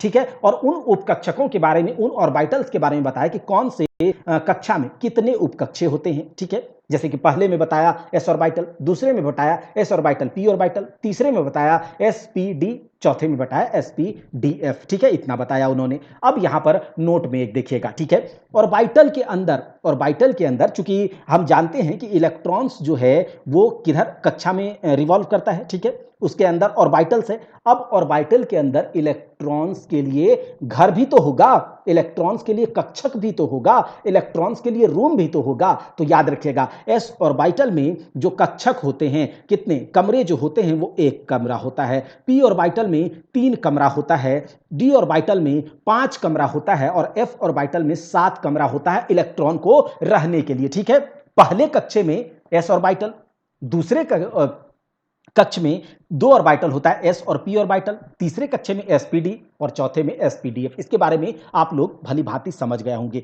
और फिर ऑर्बिटल्स के अंदर इलेक्ट्रॉन्स को रखने के लिए घर भी होगा, कमरा भी होगा। तो एस ऑर्बिटल में एक कमरा है, पी ऑर्बिटल में तीन कमरा है, डी ऑर्बिटल में पांच कमरा है और एफ ऑर्बिटल में सात कमरा है। याद रखिएगा। अच्छा, एक कमरे में दो से अधिक इलेक्ट्रॉन को हम नहीं रख सकते हैं। ठीक है, एक कमरे के अंदर दो से अधिक इलेक्ट्रॉन को हम नहीं रख सकते हैं, यह भी याद रख लीजिएगा। ठीक है, इसको थोड़ा इरेज कर लेते हैं, तब जाकर के मजा आएगा पढ़ने में। तो इसका मतलब क्या हो गया? एस ऑर्बिटल में मैक्सिमम दो इलेक्ट्रॉन हो सकते हैं भैया, क्योंकि एस ऑर्बिटल में एक ही कमरा है। पी ऑर्बिटल में तीन कमरा है तो पी ऑर्बिटल में मैक्सिमम 6 इलेक्ट्रॉन रह सकते हैं। जी हाँ, पी ऑर्बिटल में 6 इलेक्ट्रॉन ही रह सकते हैं। डी ऑर्बिटल में 5 कमरे हैं तो यहां 10 इलेक्ट्रॉन ही रह सकते हैं मैक्सिमम। जी हाँ। अच्छा, एफ ऑर्बिटल में 7 कमरे हैं तो 14 इलेक्ट्रॉन रह सकते हैं। हाँ, एस में 2 इलेक्ट्रॉन, पी में 6 इलेक्ट्रॉन, डी में 10 इलेक्ट्रॉन और एफ में 14 इलेक्ट्रॉन रह सकते हैं। अच्छा, कभी कभी ना पूछ लिया जाता है, बताइए एस ऑर्बिटल की आकृति कैसी होती है, शेप कैसा होता है? तो याद रखिएगा स्फेरिकल शेप होता है। एस ऑर्बिटल का शेप होता है स्फेरिकल। कैसा? एस ऑर्बिटल का शेप होता है स्फेरिकल, गोलाकार। अच्छा, पी ऑर्बिटल का शेप होता है डम्बबेल। कैसा? डम्बबेल होता है। पी ऑर्बिटल का शेप डम्बबेल होता है। याद रखिएगा, बस इतना याद रखिएगा, डम्बेल पी ऑर्बिटल का शेप होता है। अच्छा, डी ऑर्बिटल का शेप डबल डम्बेल होता है। कैसा? डबल डम्बेल होता है डी ऑर्बिटल का शेप। बस ये याद रखिएगा, डी ऑर्बिटल का शेप डबल डम्बेल होता है और एफ ऑर्बिटल का शेप कॉम्प्लेक्स होता है, जटिल होता है, इसको निकाला नहीं जा सकता। आगे देखिए, अब हम देख लेते हैं कि इलेक्ट्रॉन कितने मतलब इलेक्ट्रॉन nth ऑर्बिट में, किसी nth ऑर्बिट यानी कि मान लिया पहली कक्षा में nth ऑर्बिट n बराबर 1 तो क्या हो गया पहला कक्षा, n बराबर 2 तो दूसरा कक्षा। तो किसी पर्टिकुलर ऑर्बिट में कितने इलेक्ट्रॉन रह सकते हैं मैक्सिमम, उसका फॉर्मूला क्या है? तो याद रखिएगा, नंबर ऑफ इलेक्ट्रॉन्स यानी कि इलेक्ट्रॉन्स की संख्या nth कक्ष में कितना होता है? 2n²। इससे निकाल सकते हैं आप कि number of electrons in nth orbit. मान लिया कि n बराबर अगर 1 है तो इसमें मैक्सिमम कितना इलेक्ट्रॉन रह सकता है? तो 2 × 1 का स्क्वायर, मैक्सिमम 2 इलेक्ट्रॉन रह सकता है। तो अभी हमने ऊपर देखा भी था कि s ऑर्बिटल फर्स्ट कक्षा में एस ऑर्बिटल में एक कमरा और एक कमरा में 2 इलेक्ट्रॉन, उससे भी निकल सकता है, ठीक है। अब देखिए ऑर्बिटल्स, नंबर ऑफ ऑर्बिटल्स यानी कि कक्षक की संख्या nth ऑर्बिट में, तो वो आप na² से निकालेंगे कि मतलब कि अगर nth ऑर्बिट का मतलब अगर n बराबर 1 है तो इसमें कक्षकों की संख्या मानी कि ऑर्बिटल्स में कितने कमरे होंगे, कितने कक्षक होंगे, ठीक है। कक्षकों की संख्या कितनी होगी तो n² से आप निकालेंगे। अब इसे देख लेते हैं एग्जांपल्स के थ्रू। मान लिया पहला ऑर्बिट, फर्स्ट ऑर्बिट जिसे के सेल कहते हैं, तो इसमें कक्षकों की कमरों की संख्या कितनी होगी, तो कक्षकों की संख्या हम n² से निकालते हैं। n², फर्स्ट ऑर्बिट में n क्या है, n बराबर 1 है, तो कक्षकों की संख्या कितनी होगी, 1 होगी। और हम जानते हैं फर्स्ट ऑर्बिट में s ऑर्बिटल होता है और इसमें कक्षकों की संख्या 1 हो गई, और इसमें इलेक्ट्रॉन कितने रहेंगे भैया, 2n², तो 2 × 1², 2 इलेक्ट्रॉन रहेंगे। तो 2 इलेक्ट्रॉन हम इस प्रकार से, अच्छा ये क्यों हम लोग इस प्रकार से इलेक्ट्रॉन देख रहे हैं, तो हम लोग जब पाउली एक्सक्लूजन प्रिंसिपल अगले क्लास में पढ़ेंगे तो उसमें हम लोग कवर कर लेंगे इस चीज को, ठीक है। अगला देखिए एल सेल यानी कि सेकेंड ऑर्बिट यानी n बराबर 2, nth दूसरा कक्षा n बराबर 2। अच्छा इसमें ऑर्बिटल्स यानी कि कक्षक की संख्या कितनी होगी भैया, तो हम जानते हैं n² से निकालते हैं, तो इसमें ऑर्बिटल्स की संख्या 4 होगी। कैसे भैया, क्योंकि इसमें दूसरे कक्षा में s ऑर्बिटल होता है और p ऑर्बिटल, s में एक कक्षक और p में 3, तो टोटल कितने हो गए, 4 हो गए, 1 2 3 4, तो नंबर ऑफ ऑर्बिटल्स कितने हो गए, 4 हो गए। अच्छा इलेक्ट्रॉन्स इसमें कितना भरा जा सकता है, मैक्सिमम एक, और एक कक्षक में ज्यादा से ज्यादा 2 इलेक्ट्रॉन भरा जा सकता है, तो 4 कक्षक में 8, और ऐसे भी निकाल सकते हैं आप 2² मतलब 8 इलेक्ट्रॉन, ठीक है। अच्छा ये चीज आप लोग पढ़ते भी होंगे कि पहला कक्षा में इलेक्ट्रॉन, पहले कक्ष में कितने इलेक्ट्रॉन भरे जा सकते हैं, 2 इलेक्ट्रॉन, अभी हम लोगों ने देखा पहले कक्ष में 2 इलेक्ट्रॉन भरे जा सकते हैं। दूसरे कक्ष में, चूंकि दूसरे कक्ष में s और p 2 ऑर्बिटल हैं और s में हम मैक्सिमम कितने इलेक्ट्रॉन रख सकते हैं, 2, p में 6, तो दूसरे कक्षा में दूसरे ऑर्बिट में मैक्सिमम कितने इलेक्ट्रॉन रख सकते हैं, 8 इलेक्ट्रॉन। तीसरे कक्ष में जब हम जाएंगे तो वहां पर 3 ऑर्बिटल s p d, और s में मैक्सिमम हम कितने इलेक्ट्रॉन रख सकते हैं, 2, p में 6 इलेक्ट्रॉन रख सकते हैं और d में 10, तो मैक्सिमम तीसरे कक्षा में कितने इलेक्ट्रॉन रहेंगे, 18 इलेक्ट्रॉन। और तीसरा कक्षा को हम ऐसे भी निकाल सकते हैं 2n², तो याद कीजिए 2n² यानी कि 2 × 9 18 इलेक्ट्रॉन, ऐसे भी निकल गया। तो हर तरफ से आपका कॉन्सेप्ट क्लियर होना चाहिए। आगे देखिए अगर चौथे सेल के पास जाएंगे, चौथे कक्षक के पास जाएंगे, तो इसके पास कितना सब cell, p s p d f, s के पास इलेक्ट्रॉन 2, p के पास 6, d के पास मैक्सिमम 10 और f के पास 14 इलेक्ट्रॉन। टोटल जोड़िए आपके पास 32 इलेक्ट्रॉन हो जाएगा। और ऐसे अगर फॉर्मूला से देखिए तो 2n² होता है 2 और 4² 16, 32 इलेक्ट्रॉन। तो इस प्रकार से हर कुछ हमने देख लिया कि किस प्रकार से होता है सब कुछ, ठीक। अब देखिए आगे बोर एंड बरी परमाणु मॉडल आ गया। बोर एंड बरी परमाणु मॉडल 1921 में आया था और इन्होंने क्या बताया कि हम किस प्रकार से किसी भी एलिमेंट के इलेक्ट्रॉनिक कॉन्फ़िगरेशन को, यानी कि उसमें कितने नंबर ऑफ इलेक्ट्रॉन्स हैं, याद रखिएगा किसी भी एटम में, किसी भी एलिमेंट में कितने इलेक्ट्रॉन्स हैं, उतने इलेक्ट्रॉन्स को, जैसे कि अभी हम देखें पहली कक्षा में 2 इलेक्ट्रॉन, दूसरे कक्षा में 8 इलेक्ट्रॉन, तीसरे कक्षा में क्या बोलते हैं आपके 18 इलेक्ट्रॉन, चौथे कक्षा में 32 इलेक्ट्रॉन।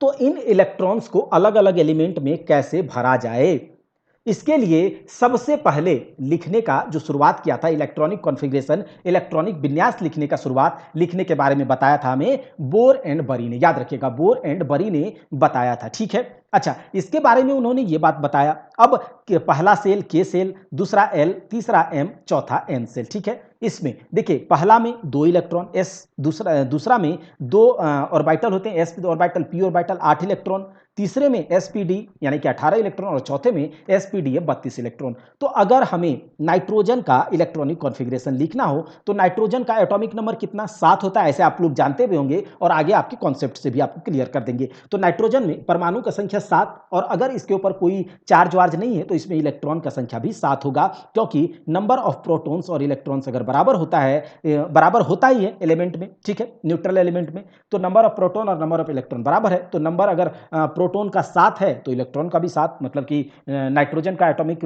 नंबर क्या है, 7 है, तो इसमें इलेक्ट्रॉन का संख्या भी अभी 7 ही होगा। तो अगर 7 इलेक्ट्रॉन भरना है तो हम कहां से भरने का शुरुआत करेंगे, पहला कक्षा से। चलिए पहला कक्षा के पास चलते हैं, हम बोलेंगे कि भाई देखिए हमारे पास 7 इलेक्ट्रॉन है, आप कितने इलेक्ट्रॉन रख सकते हैं, तो पहला कक्षा बोलेगा कि हम 2 इलेक्ट्रॉन रख सकते हैं, रख दीजिए हमारे पास 1s2। हम चलेंगे दूसरे कक्षे के पास, हम बोलेंगे कि भैया मुझे 2 इलेक्ट्रॉन तो मेरा रखा गया, अब हमें 5 इलेक्ट्रॉन रखने हैं, क्या आप अपने कक्ष में, क्या आप अपने ऑर्बिट में हमारे 5 इलेक्ट्रॉन को रख सकते हैं? तो ये दूसरा कक्षा देखेगा कि अरे हम तो 8 इलेक्ट्रॉन रख सकते हैं, तो 5 क्यों नहीं रखेंगे, 8 हम कैसे रखते हैं? तो हमारे पास s है और p है, s के पास 2 इलेक्ट्रॉन रहता है, मतलब दूसरी कक्षा में 2s2 और 2p6, मतलब 6 इलेक्ट्रॉन ये रख सकता है दूसरा कक्षा, पी जो ये ऑर्बिटल है, और 6 इलेक्ट्रॉन रख सकता है, तो कहेगा कि हाँ हम आपके इलेक्ट्रॉन को रख लेंगे। तो 2s2 मतलब 2 इलेक्ट्रॉन इसने भर लिया, अब बचा इसके पास और 3 इलेक्ट्रॉन, तो पी वाला के पास मैक्सिमम 6 रह सकता है, तो ये 3 नहीं रख सकता क्या? तो ये कहेगा 3 रख लिया। तो नाइट्रोजन का ये इलेक्ट्रॉनिक कॉन्फ़िगरेशन, ये इस प्रकार से इलेक्ट्रॉनिक कॉन्फ़िगरेशन लिखने की शुरुआत किसने करी थी? बोरेनबरी ने, और हम डिटेल में इलेक्ट्रॉनिक कॉन्फ़िगरेशन लिखना भी सीखेंगे।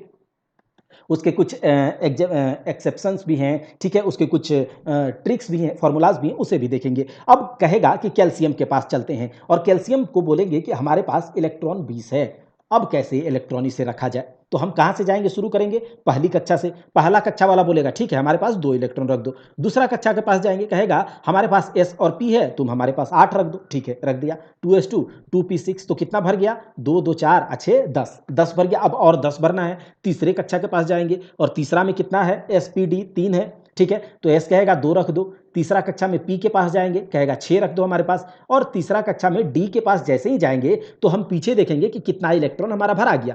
2 2 4 6 10 2 12 6 18, अब 18 भर गया है, हमें 2 भरना है और d मैक्सिमम 10 रख सकता है, तो 2 रख ही लेगा। तो इस प्रकार से इलेक्ट्रॉन को किसी एलिमेंट में जो रखने का जो सिलसिला, इलेक्ट्रॉनिक कॉन्फ़िगरेशन लिखने का सिलसिला बोरेनबरी ने इस प्रकार से शुरू किया था। अब आगे देखिए, डी ब्रोगली साहब ने 1924 ईस्वी में, डी ब्रोगली साहब ने 1924 ईस्वी में इलेक्ट्रॉन के बारे में क्या कहा था?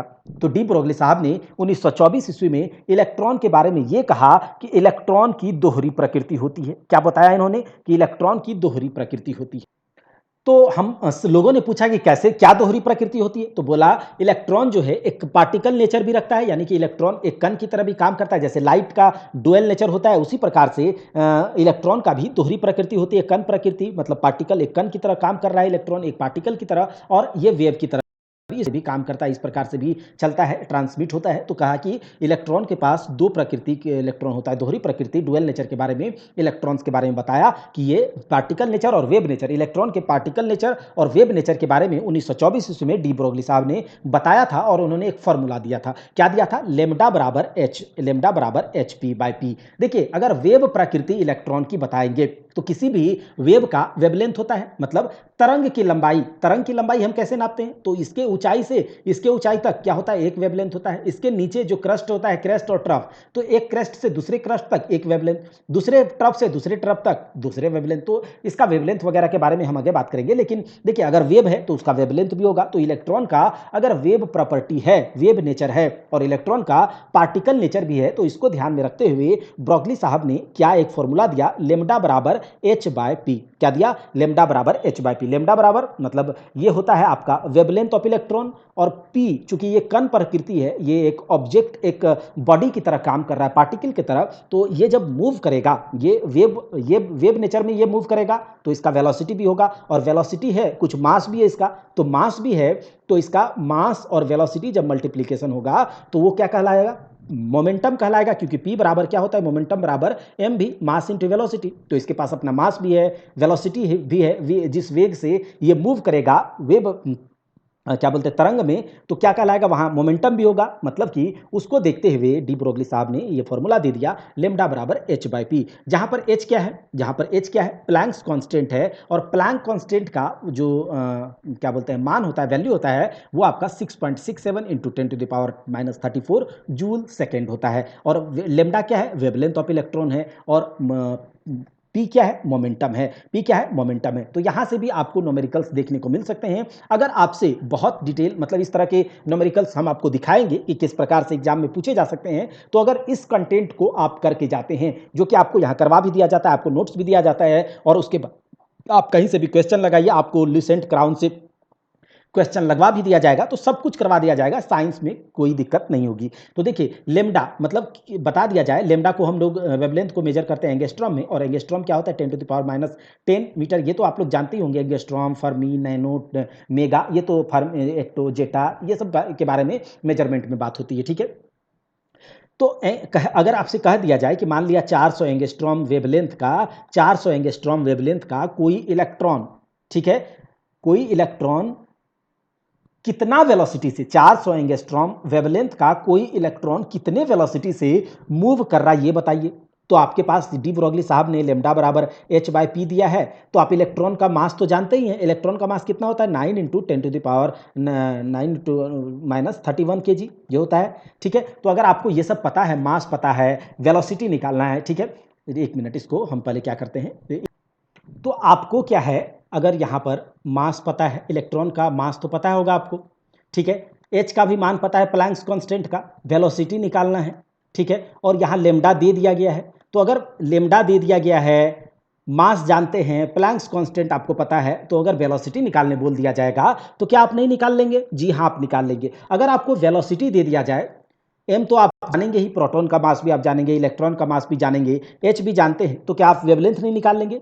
तो आपको अगर कुछ भी निकालने बोल दिया जाए इस फॉर्मूला से, चाहे वेवलेंथ निकालने बोल दिया जाए, चाहे वेलोसिटी निकालने बोल दिया जाए इलेक्ट्रॉन का, तो आप निकाल लेंगे। अच्छा, स्क्रॉडिंजर साहब ने अगला जो है इस एटम के बारे में, स्क्रॉडिंजर साहब ने 1926 ईस्वी में कुछ बातें कही थी, और उन्होंने जो है इलेक्ट्रॉन के, ठीक है, तरंग आधारित यानी कि वेव आधारित, याद रखिएगा बस इतना ही कि स्क्रॉडिंजर साहब ने तरंग आधारित यानी कि वेव बेस्ड तरंग आधारित मॉडर्न एटॉमिक मॉडल को प्रस्तुत किया था। तरंग आधारित आधुनिक परमाणु मॉडल को प्रस्तुत किया था सन 1926 में स्क्रोडिंजर साहब ने। अच्छा, हाइजेनबर्ग के अनिश्चितता का सिद्धांत, हाइजेनबर्ग अनसर्टेनिटी प्रिंसिपल 1927 में आया था, और उन्होंने इसमें क्या बताया था कि देखिए किसी भी समय, ठीक है, किसी भी समय, जैसे कि अभी हमने थोड़ी देर पहले देखा था कि देखिए डी ब्रोगली साहब ने कहा कि इलेक्ट्रॉन की दो नेचर होती है, एक तो वेव नेचर और दूसरा पार्टिकल नेचर। या फिर इलेक्ट्रॉन जब मूव करता है, इलेक्ट्रॉन जब वी वेलोसिटी से मूव कर रहा है, वी वेलोसिटी से न्यूक्लियस के चारों ओर घूम रहा है, तो जिस समय वो घूम रहा है, ठीक है, तो किसी एक समय पर किसी भी सूक्ष्म कण का, जैसे सूक्ष्म कण क्या है, इलेक्ट्रॉन है, प्रोटॉन है, इन सभी का किसी एक समय पर उसका लोकेशन भी पता करना, और उसके संवेग, उसका लोकेशन भी जानना कि वो कहां पर है, और उसके संवेग में परिवर्तन या संवेग दोनों का मान एक साथ सही सही निकाल पाना संभव नहीं है, क्योंकि दोनों अनिश्चित होगा उसके स्थिति। अगर वो वेलोसिटी से, अगर आप दौड़ रहे हैं, ठीक है, आप अगर बहुत तगड़े तेज तरीके से दौड़ रहे हैं, तो एक समय पर, जिस समय आप दौड़ भी रहे हैं और उसी समय आपके अगर लोकेशन का पता किया जाए, तो क्या है, एकदम ठीक ठीक आपके लोकेशन को भी पता नहीं किया जा सकता, और ना ही आपके वेलोसिटी को पता किया जा सकता है, संवेग, ठीक है, क्योंकि वहां से क्या होगा, आप हमेशा मूव कर रहे हैं, तो दोनों में कुछ अनसर्टेनिटी होगी। और इसे इलेक्ट्रॉन को लेकर के, सूक्ष्म कण को लेकर के हाइजेनबर्ग साहब ने बताया था कि लोकेशन में अनिश्चितता, यानी कि डेल एक्स, इसके लोकेशन में कुछ ना कुछ चेंज हो जाएगा, और क्या बोलते हैं, मोमेंटम में अनिश्चितता यानी कि डेल पी कुछ चेंज हो जाएगा, वो होता है आपके किसके बराबर, h/4π के बराबर, जहां पर h क्या है, आपका प्लैंक्स कांस्टेंट, और पाई तो आपको पता ही है। तो डेल एक्स यहां पर क्या है, स्थिति में अनिश्चितता यानी कि लोकेशन में अनिश्चितता, और डेल पी क्या है, संवेग में अनिश्चितता, मोमेंटम में अनिश्चितता, और एच क्या है, प्लैंक कांस्टेंट। तो अगर इससे रिलेटेड कुछ न्यूमेरिकल्स वगैरह अनसर्टेनिटी प्रिंसिपल से आता है तो ठीक है, नहीं तो ये बस आप इतना ही ध्यान में रख लीजिएगा, आपसे ये आपके लिए यही मतलब काम का है। आगे ये तो हम लोगों ने क्या क्या देख लिया, हम लोगों ने सारे के सारे एटॉमिक मॉडल्स को आज देख लिया है। हमने सारे के सारे एटॉमिक मॉडल्स को देख लिया। क्या क्या देखा, हमने महर्षि कनाद के एटॉमिक मॉडल को देखा, हमने डाल्टन के एटॉमिक मॉडल को देखा, हमने थॉमसन के एटॉमिक मॉडल को देखा, और हमने क्या देखा, हमने नील्स बोर के एटॉमिक मॉडल, रदरफोर्ड के एटॉमिक मॉडल को देखा, हमने नील्स बोर के एटॉमिक मॉडल को देखा, सोमरफील्ड, बोर एंड बरी, de Broglie, Schrödinger, Heisenberg, uncertainty principle. तो इतने जो हमने क्या देखे, एटॉमिक मॉडल देखे। अब हम क्या देखेंगे, एटम के बारे में जानकारी हासिल करेंगे कि एटम क्या होता है। तो इसके बाद पहले तो हम लोग जानते ही हैं कि एटम जो होता है, एटम, कोई भी एटम के सेंट्रल पार्ट में क्या होता है, न्यूक्लियस होता है, और न्यूक्लियस में पॉजिटिवली चार्ज्ड पार्टिकल्स होते हैं, ये भी बात हमें पता है। न्यूक्लियस के सबसे पास वाला जो कक्षा होता है, के सेल है, एल है, एम है, एन है, ठीक है, ये भी हम जानते हैं। और न्यूक्लियस के चारों ओर ये ऑर्बिट्स में इलेक्ट्रॉन्स क्या करता है, मूव करते रहता है, ये भी हम जानते हैं, ठीक है। तो न्यूक्लियस, एटम के न्यूक्लियस में क्या होता है, प्रोटॉन होता है और न्यूट्रॉन होता है, याद रखिएगा। एटम के न्यूक्लियस में, कोई भी एटम के न्यूक्लियस में क्या रहता है, प्रोटॉन और न्यूट्रॉन। और अगर न्यूक्लियस में है तो इसे नाभिकीय कण कह सकते हैं हम। और नाभिकीय कण क्या है, जिसे न्यूक्लियॉन्स भी कहते हैं। तो न्यूक्लियंस क्या क्या है, प्रोटॉन है और न्यूट्रॉन है, यानी कि इलेक्ट्रॉन न्यूक्लियॉन्स नहीं है। कभी आपसे यह भी पूछ लिया जाएगा, ठीक है। दूसरा, इलेक्ट्रॉन्स जो है न्यूक्लियस के चारों ओर, इलेक्ट्रॉन्स न्यूक्लियस के चारों ओर एक नियत यानी कि एक निश्चित ऊर्जा स्तर वाली कक्षाओं में चक्कर लगाते रहता है, ठीक है। अगर ये पहली कक्षा में तो इसका कुछ अपना एनर्जी लेवल होगा और ये कभी एनर्जी लॉस नहीं करता, लेकिन अगर ये पहली कक्षा से दूसरी कक्षा में जाना चाहता है, मतलब लोअर एनर्जी स्टेट से हायर एनर्जी स्टेट में जाना चाहेगा, तो इसको एनर्जी गेन करना होगा। हायर एनर्जी स्टेट यानी कि तीसरी कक्षा से दूसरी कक्षा में आना है तो इसको एनर्जी लॉस करना होगा, यही बात है। चलिए हम इलेक्ट्रॉन, प्रोटॉन और न्यूट्रॉन के लेकर के कुछ कंपैरिजन देख लेते हैं, ठीक है। इलेक्ट्रॉन, प्रोटॉन और न्यूट्रॉन। तो इलेक्ट्रॉन का सिंबल क्या होता है, ये प्रोटॉन का सिंबल पी, स्मॉल पी, और न्यूट्रॉन का सिंबल स्मॉल एन, ठीक है। इलेक्ट्रॉन का चार्ज कितना होता है, 1 पॉइंट, याद रख लीजिएगा, 1.602 इंटू 10⁻19 कूलम, और ये होता है आपके माइनस में, निगेटिव में। और इसका प्रोटॉन का चार्ज कितना होता है, सेम चार्ज होता है। जितना चार्ज इलेक्ट्रॉन पर होता है उतना ही चार्ज प्रोटॉन पर होता है, बस क्या अंतर है, तो इलेक्ट्रॉन नेगेटिवली चार्ज है और प्रोटॉन पॉजिटिवली चार्ज है, यानी कि 1.602 इंटू 10⁻19 कूलम, क्योंकि चार्ज का यूनिट क्या होता है, कूलम्ब होता है। ये बात आप लोग जान लीजिए, ठीक है। उसके बाद न्यूट्रॉन के ऊपर कोई चार्ज होता है क्या, तो न्यूट्रॉन के ऊपर कोई चार्ज नहीं होता, नो चार्ज, यानी कि इलेक्ट्रॉन के एटम के अंदर नाभिक में पॉजिटिव चार्ज और उसके चारों ओर नेगेटिव चार्ज, ठीक बात है। अब आगे देखिए, इलेक्ट्रॉन का लोकेशन कहाँ है, तो न्यूक्लियस के अराउंड, न्यूक्लियस के चारों ओर ये रिवॉल्व करता है। प्रोटॉन का लोकेशन कहाँ है, न्यूक्लियस में, और न्यूट्रॉन का लोकेशन कहाँ है, न्यूक्लियस यानी कि नाभिक में, और ये दोनों क्या कहलाते हैं, न्यूक्लियॉन्स कहलाते हैं। अगर रिलेटिव चार्ज की बात करें तो -1, चूंकि ये नेगेटिवली चार्ज है, +1, +1 और ये 0 चार्ज। इलेक्ट्रॉन का मास कितना होता है, 9.1, याद रखिएगा, 9.1 इंटू 10⁻31 kg। प्रोटॉन का मास कितना होता है, 1.67 इंटू -27 kg। तो देखिए यहां पर बहुत ज्यादा अंतर है, ये 10⁻31 और उस ऊपर से यहाँ 9 है, और यहाँ पर क्या है, 1 के अप्रोक्स, 1.1.5 के अप्रोक्स, और यहाँ पर इससे कितना ज़्यादा है, ये प्रोटॉन का मास बहुत ज़्यादा है इलेक्ट्रॉन के मास से, प्रोटॉन का मास बहुत ज़्यादा है इलेक्ट्रॉन के मास से, याद रखिएगा। और प्रोटॉन का मास कितना हो गया, 1.67 इंटू 10⁻27 kg। अच्छा, न्यूट्रॉन का मास कितना होता है, तो न्यूट्रॉन का मास जो होता है थोड़ा सा, याद रखिएगा, थोड़ा सा ज़्यादा होता है, किससे, प्रोटॉन के मास से। अगर 1.67 यहां तक तो ठीक है, यहां पर बस आप एक 5 लगा सकते हैं, 5 इंटू 10⁻27 kg, ठीक है। तो थोड़ा सा ज्यादा होता है प्रोटॉन से, ठीक है, मास किसका, न्यूट्रॉन का। अगर रिलेटिव मास की बात करें तो इसके कंपैरिजन में, ठीक है, इसके कंपैरिजन में अगर देखें तो मास ऑफ प्रोटॉन और मास ऑफ इलेक्ट्रॉन, ठीक है, तो mass of proton mass of electron से बहुत ज्यादा है, और मास ऑफ प्रोटॉन से मास ऑफ न्यूट्रॉन थोड़ा सा ज्यादा है, ठीक है। तो यहां से हम कह सकते हैं कि मास ऑफ प्रोटॉन और मास ऑफ इलेक्ट्रॉन के अगर कंपैरिजन किया जाए तो बहुत ज्यादा है। और यहां पर देखा जाए कि अगर इलेक्ट्रॉन का मास 1 है तो अगर प्रोटॉन का मास 1 है तो इलेक्ट्रॉन का मास उसके 1/1840 टाइम्स होगा, ठीक है। मतलब इतना कम, 1000 गुना कम भी नहीं, 1500 गुना कम भी नहीं, लगभग 2000 गुना कम इलेक्ट्रॉन का मास होता है प्रोटॉन के मास से, ये भी याद रख लीजिएगा। अच्छा, अगला देखिए, हम लोगों ने इलेक्ट्रॉन के मास को ग्राम में देखा, हम लोगों ने इलेक्ट्रॉन के मास को केजी में देखा, तो आप ग्राम में भी इसे कर सकते हैं, ठीक है।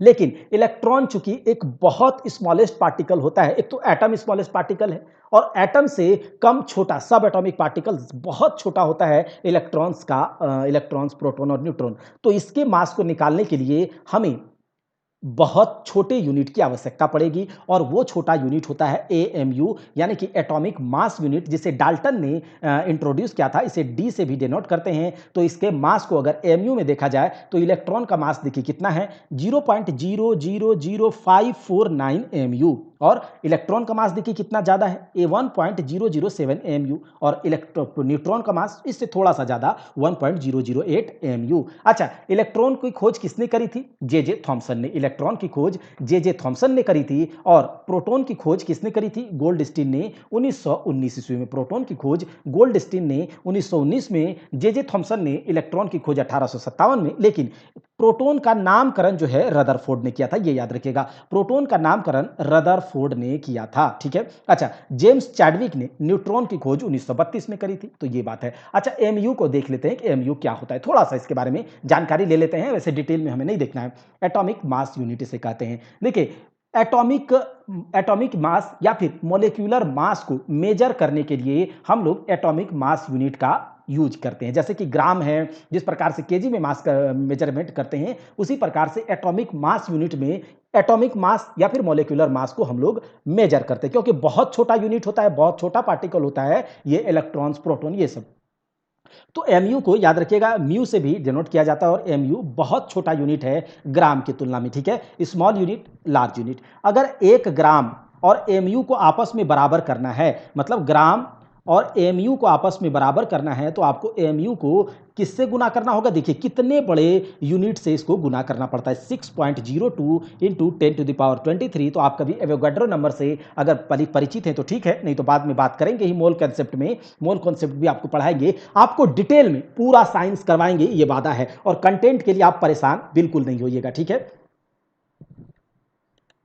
तो अगर ग्राम और एमयू को बराबर करना है तो इसको कितने से मल्टीप्लाई करना पड़ रहा है? देखिए 6.022 इंटू 10⁻23 एमयू। बस आपको ये याद रख लेना है, आपको डिटेल में इसके एक्सप्रेशन पर नहीं जाना है, बहुत लंबा चौड़ा एक्सप्रेशन हो जाएगा। और 1 एमयू को अगर ग्राम के बराबर करेंगे तो ये देखिए इससे मल्टीप्लाई करना पड़ता है, 1.67 इंटू 10⁻24 ग्राम। इसको हम लोग रेशियो वगैरह निकाल करके निकालते हैं, तो बस ये आपके पास दो रिलेशन होना चाहिए। एमयू बहुत छोटा यूनिट है मॉलिक्यूलर मास और एटॉमिक मास निकालने के लिए। अब देखिए, जब हमने एटम देख लिया, एटम के बाद हमने न्यूट्रॉन देख लिया, प्रोटॉन देख लिया, हमने इलेक्ट्रॉन देख लिया, तो भाई एटॉमिक नंबर क्या होता है? किसी भी एलिमेंट का एटॉमिक नंबर, परमाणु संख्या या फिर परमाणु क्रमांक क्या होता है? तो सबसे पहले इसको डिनोट किया जाता है जेड से। किससे? जेड से डिनोट किया जाता है। और नंबर ऑफ प्रोटॉन्स, मतलब किसी भी एलिमेंट में प्रोटॉन की संख्या कितना है, कितना प्रोटॉन की संख्या है, मतलब उसमें प्रोटॉन की संख्या कितना है, वही उसके एटॉमिक नंबर होता है, वही उसका एटॉमिक नंबर होता है। किसी भी एलिमेंट में कितना नंबर ऑफ प्रोटॉन्स है, यानी कि उसमें प्रोटॉन की संख्या कितना है, याद रखेगा, वही उसका एटॉमिक नंबर होता है। आगे देखिए, एटॉमिक मास या फिर मास नंबर या परमाणु द्रव्यमान या द्रव्यमान संख्या क्या होता है? सबसे पहले इसको ए से डिनोट किया जाता है। और किसी भी एलिमेंट में, किसी भी एलिमेंट के न्यूक्लियस में प्रोटॉन की संख्या और प्रोटॉन का द्रव्यमान और न्यूट्रॉन का द्रव्यमान कितना है, या फिर प्रोटॉन की संख्या और न्यूट्रॉन की संख्या दोनों को आपस में जब जोड़ते हैं तो वो उसका द्रव्यमान की संख्या हो जाती है, वो उसका द्रव्यमान संख्या एटॉमिक मास हो जाता है, ठीक है। तो याद रखिएगा, प्रोटॉन प्लस न्यूट्रॉन क्या होता है? एटॉमिक नंबर, एटॉमिक मास, द्रव्यमान मास नंबर या फिर द्रव्यमान संख्या। और अगर केवल प्रोटॉन की संख्या देखें तो ये आपका क्या बोलते हैं, एटॉमिक नंबर होता है। लेकिन हम तो अभी केवल प्रोटॉन, इलेक्ट्रॉन, न्यूट्रॉन की बात किए जो कि न्यूक्लियस में रहता है, और दोनों को जोड़ देंगे तो आपका मास नंबर मिल जाएगा। और अगर केवल प्रोटॉन की संख्या देखें तो आपका एटॉमिक नंबर मिल जाएगा। लेकिन ये क्या बोलते हैं कि इलेक्ट्रॉन का क्या यूज है भाई? इलेक्ट्रॉन क्यों हम लोग देख रहे हैं, तो इसको देखेंगे। लेकिन पहले एलिमेंट को कैसे लिखा जाता है, एलिमेंट को कैसे इसको किस प्रकार से रिप्रेजेंट किया जाता है, तो देखिए किसी भी एलिमेंट को लिखने की प्रक्रिया क्या है कि एलिमेंट रहेगा, ठीक है, उसके नीचे यहाँ पर उसका परमाणु संख्या होगा और उसके ऊपर उसका द्रव्यमान संख्या, यानी कि एस, जिसको डिनोट करते हैं द्रव्यमान संख्या बोल लीजिए, या फिर परमाणु द्रव्यमान बोल लीजिए, परमाणु भार बोल लीजिए, ठीक है, जो बोलिए, मास नंबर बोल लीजिए, ठीक है। उसके बाद यहाँ पर जो नीचे है वो क्या है? आपका एटॉमिक नंबर, एटॉमिक नंबर, परमाणु संख्या या परमाणु क्रमांक। तो याद रहेगा, किसी भी एलिमेंट को हम कैसे डिनोट करते हैं? एटॉमिक नंबर नीचे, मास नंबर ऊपर। और एटॉमिक नंबर किसके बराबर होता है? तो प्रोटॉन के बराबर। और मास नंबर किसके बराबर होता है? तो प्रोटॉन प्लस न्यूट्रॉन के बराबर। जैसे कि आप जानते हैं कार्बन का मास नंबर कितना होता है, कार्बन का परमाणु संख्या कितना होता है? कार्बन का परमाणु संख्या होता है, एटॉमिक नंबर होता है 6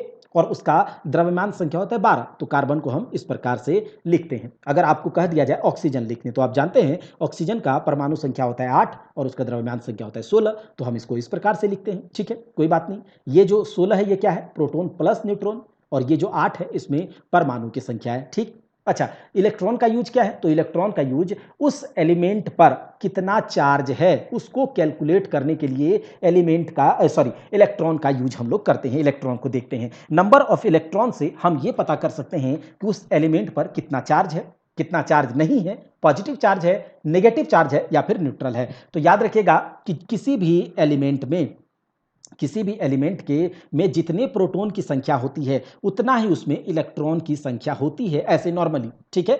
जितना प्रोटॉन की संख्या उतना इलेक्ट्रॉन की संख्या। तो आपको पता होगा कि प्रोटॉन का जितना पॉजिटिव चार्ज, जितना चार्ज होता है प्रोटॉन में पॉजिटिव चार्ज, उतना ही इलेक्ट्रॉन में निगेटिव चार्ज होता है। तो याद रखिएगा 10 अगर प्रोटॉन है तो 10 इलेक्ट्रॉन होगा। तो बताइए कि दोनों आपस में जुड़ करके 10 इलेक्ट्रॉन 10 प्रोटॉन, दोनों एक 10 पॉजिटिव 10 निगेटिव, तो आपस में जुड़ करके ये क्या हो जाएगा, जीरो हो जाएगा। मतलब अगर परमाणु प्रोटॉन की संख्या और इलेक्ट्रॉन की संख्या बराबर है, ठीक है, तो वो आपका न्यूट्रल एलिमेंट कहलाता है, ठीक है। अगर कोई चार्ज नहीं है तो न्यूट्रल है और उसमें प्रोटॉन और न्यूट्रॉन की संख्या आपस में बराबर, इलेक्ट्रॉन की संख्या आपस में बराबर होगी। आगे देखिए, अगर अगर इलेक्ट्रॉन, जैसे कि देखिए प्रोटॉन और इलेक्ट्रॉन अगर बराबर हो जाए तो न्यूट्रल, जैसे प्रोटॉन मतलब पॉजिटिव चार्ज, इलेक्ट्रॉन मतलब निगेटिव चार्ज।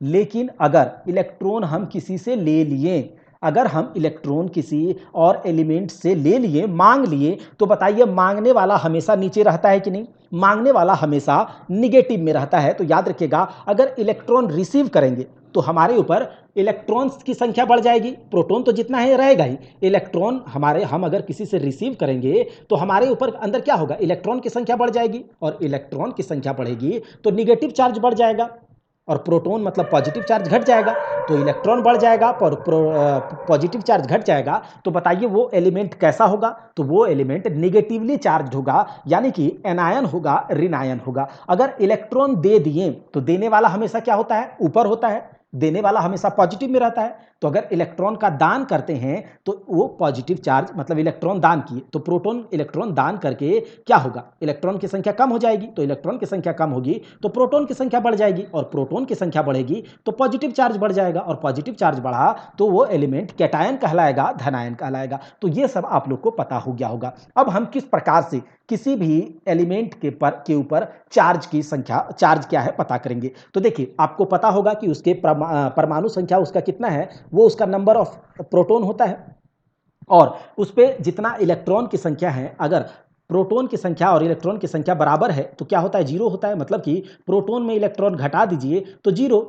तो कभी भी आपको अगर एलिमेंट पर चार्ज का पता करना है तो आपको क्या करना होगा, प्रोटॉन की संख्या में इलेक्ट्रॉन की संख्या आपको घटा देना है, ठीक है। प्रोटॉन की संख्या में इलेक्ट्रॉन की संख्या घटा देनी है। अगर प्रोटॉन की संख्या घटा के प्रोटॉन में इलेक्ट्रॉन घटाएंगे और आपका पॉजिटिव रिजल्ट आ रहा है तो पॉजिटिव चार्ज होगा, क्योंकि प्रोटॉन अगर में इलेक्ट्रॉन घटेगा और इलेक्ट्रॉन कम होगा तो ऑब्वियस है कि इलेक्ट्रॉन कम होगा तो ये पॉजिटिव होगा, और इलेक्ट्रॉन अगर ज़्यादा होगा तो ये निगेटिव होगा। ऊपर भी देखें तो निगेटिवली चार्ज एटम, और अगर प्रोटॉन में इलेक्ट्रॉन घटाएंगे दोनों बराबर होगा तो जीरो होगा, न्यूट्रल एलिमेंट, ठीक है। चलिए आगे देखते हैं।